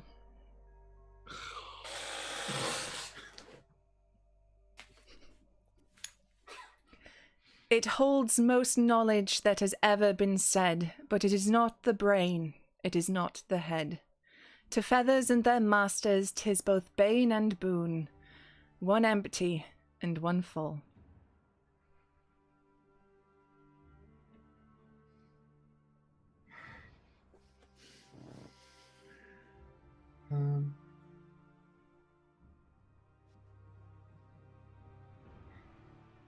And we only have one guess at this. Can we hear that one more time, please? Yeah. It holds most knowledge that has ever been said, but it is not the brain, it is not the head. To feathers and their masters 'tis both bane and boon, one empty and one full.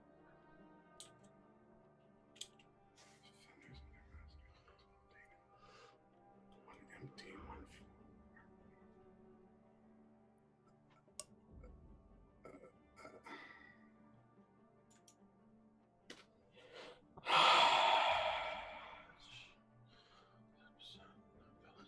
Hmm. To feathers and their masters, it is both bane and boon, one empty, one full. I can give you a hint if you want one.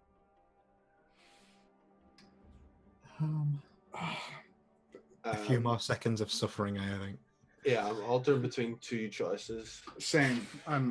There are two definite. You guys can confer with each other. Book? Is it book or pen? I don't know. I was gonna say that's two more answers than I had. So Yeah. Same.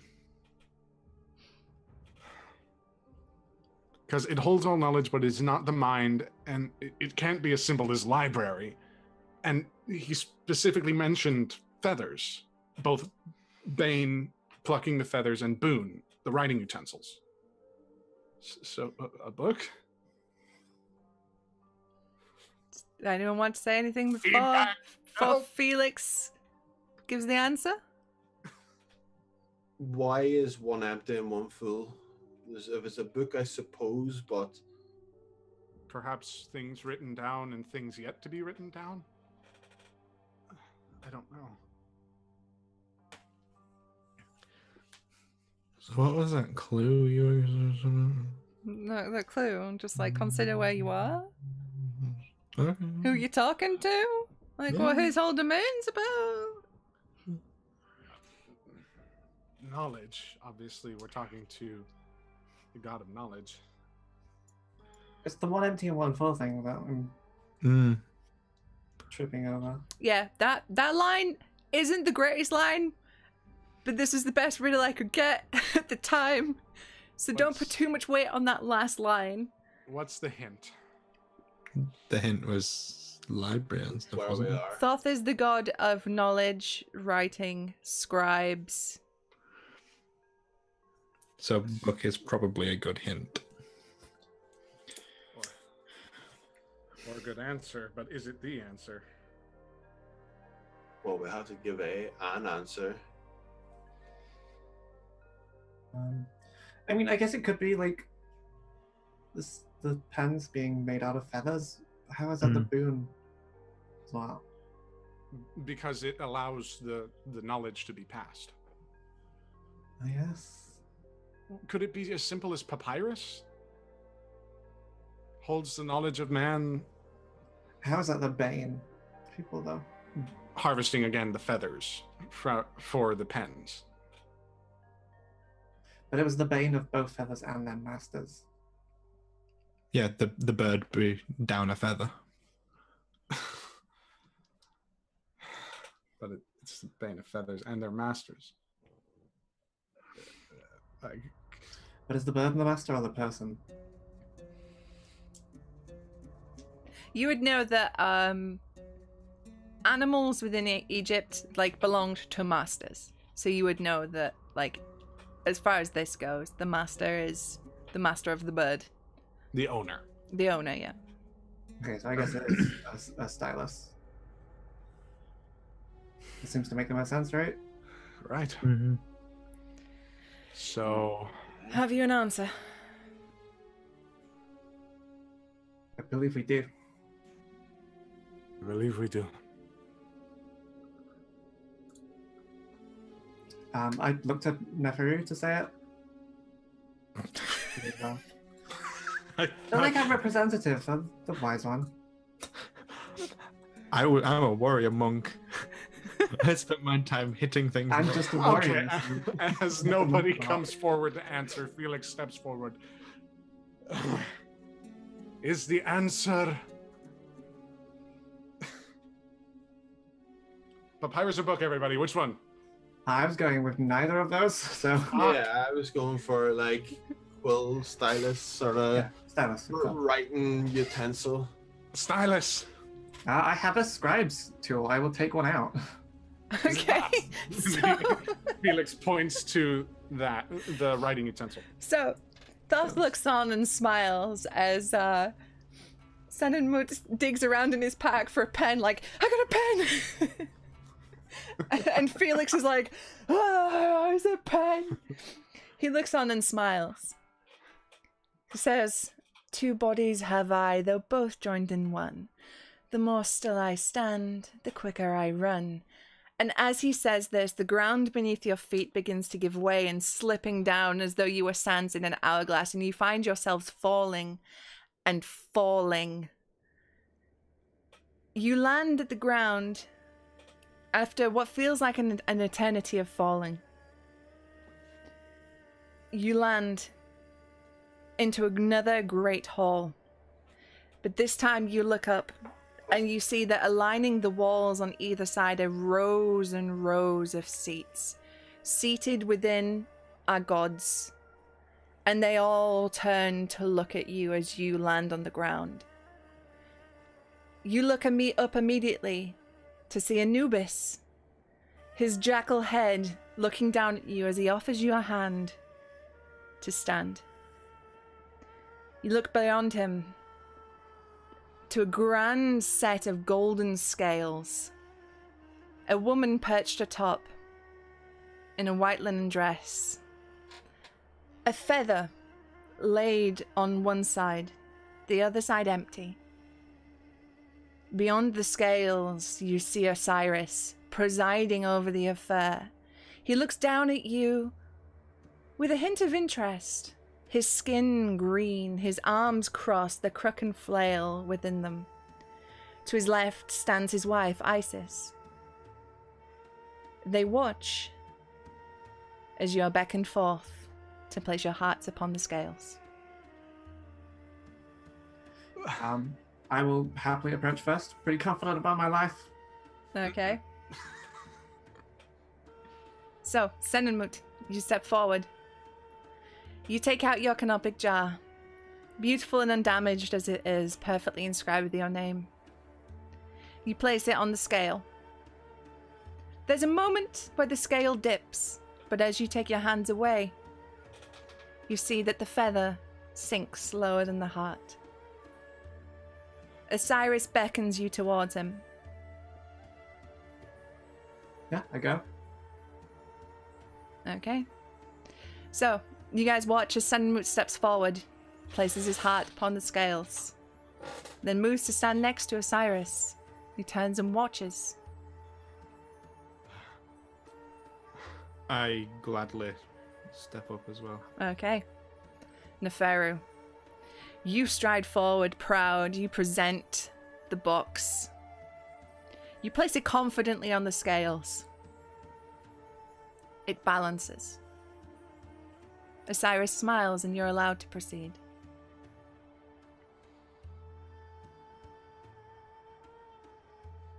Felix and Kamet, you're stood there, waiting. It seems like an eternity before either of you moves. Anubis gestures towards Felix and growls, "You step forward." He just whispers something that he had read in his youth. Semper igitur sapiens beatus est. Therefore, the wise man is always happy. He steps forward and prays to Apollo and asks for divine intervention. Okay. If no matter the outcome, be with me. That is all that I ask. If ever I was your servant, Apollo, stay with me in this. And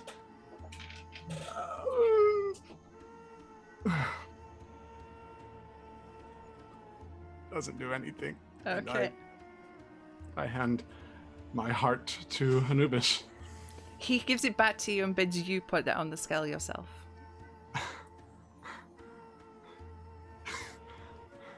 Why am I here?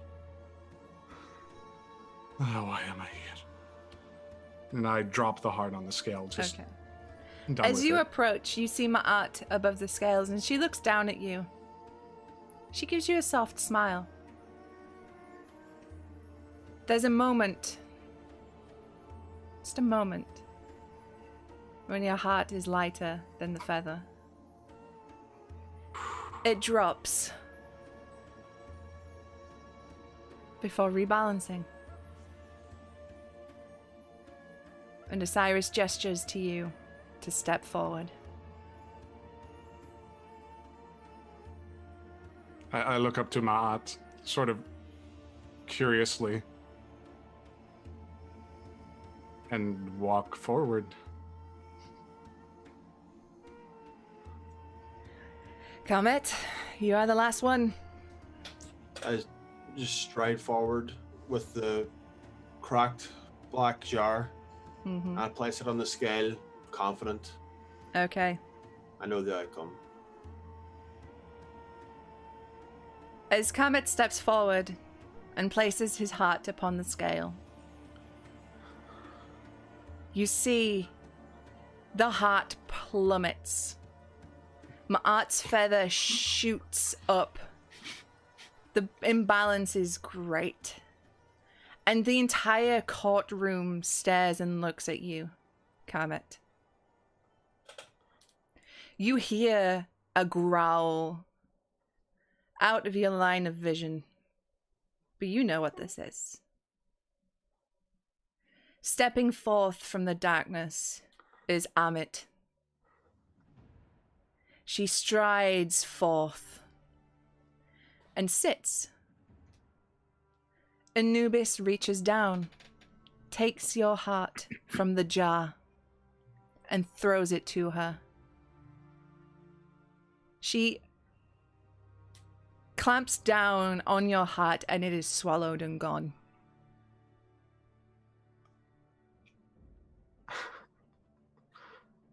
Comet, you feel an incredible loss within yourself. And you are turned away, sent from Osiris's grace. And that's where we'll end the session tonight. What? Huh? Well, rest in peace, 3 of us. What? Ugh. So, Neferu, Senenmut, Felix, you will know Aaru. You will know the field of reeds. You'll go on to live happy, peaceful lives. Prosperous harvests you'll never want for anything. Comet, you are damned. And not damned to a fiery hell like other gods. You are damned to non-existence. You sought ever-eternal life, and now you have nothing. And that's it for the tale. So, yeah. So, if you're watching this expecting, like, super realistic, like, accurate portrayals of the Duat, that's not what you got. You got a kind of, like, fucked up version that I forgot a lot of. But hey, that's the rough notes of what you could expect in the Duat and the weighing of the heart ceremony. I didn't have you all recite the 42 negative confessions because we do not have until 5 o'clock this morning. But I assume that none of you kicked a cat on purpose, or none of you with dicks twist, you know, cows. Especially not the cows. No. Gotta be No, good to cows are great. Cows are They great. kill more people a year than sharks do. God. Come on. It's because there's more people where cows are. It's just statistically unfair against sharks. I know, but when you put the numbers together, they still kill more people than sharks. So yeah, thanks for tuning in to this little ancient Egyptian adventure. It was a lot of fun to do. I enjoyed that a lot. Thank you so much for playing, you guys. Thank you so Yeah, much for it's DMing. wonderful. Thank I'm you so much. sorry the first thing I did was kill you all. It's fine. It was expected. Just Okay. inflating my DM body count, you know. Yeah. But yeah, so if you enjoyed this and you want to see more of it, please feel free to like the channel, subscribe to us, or Stevie if you've got the dollary dues and you want to support some streamers. That'd be real rad. Otherwise, follow us on YouTube or all our social medias, which are below our beautiful faces. And we will catch you around. We'll see you next time. Bye-bye, everybody. Bye.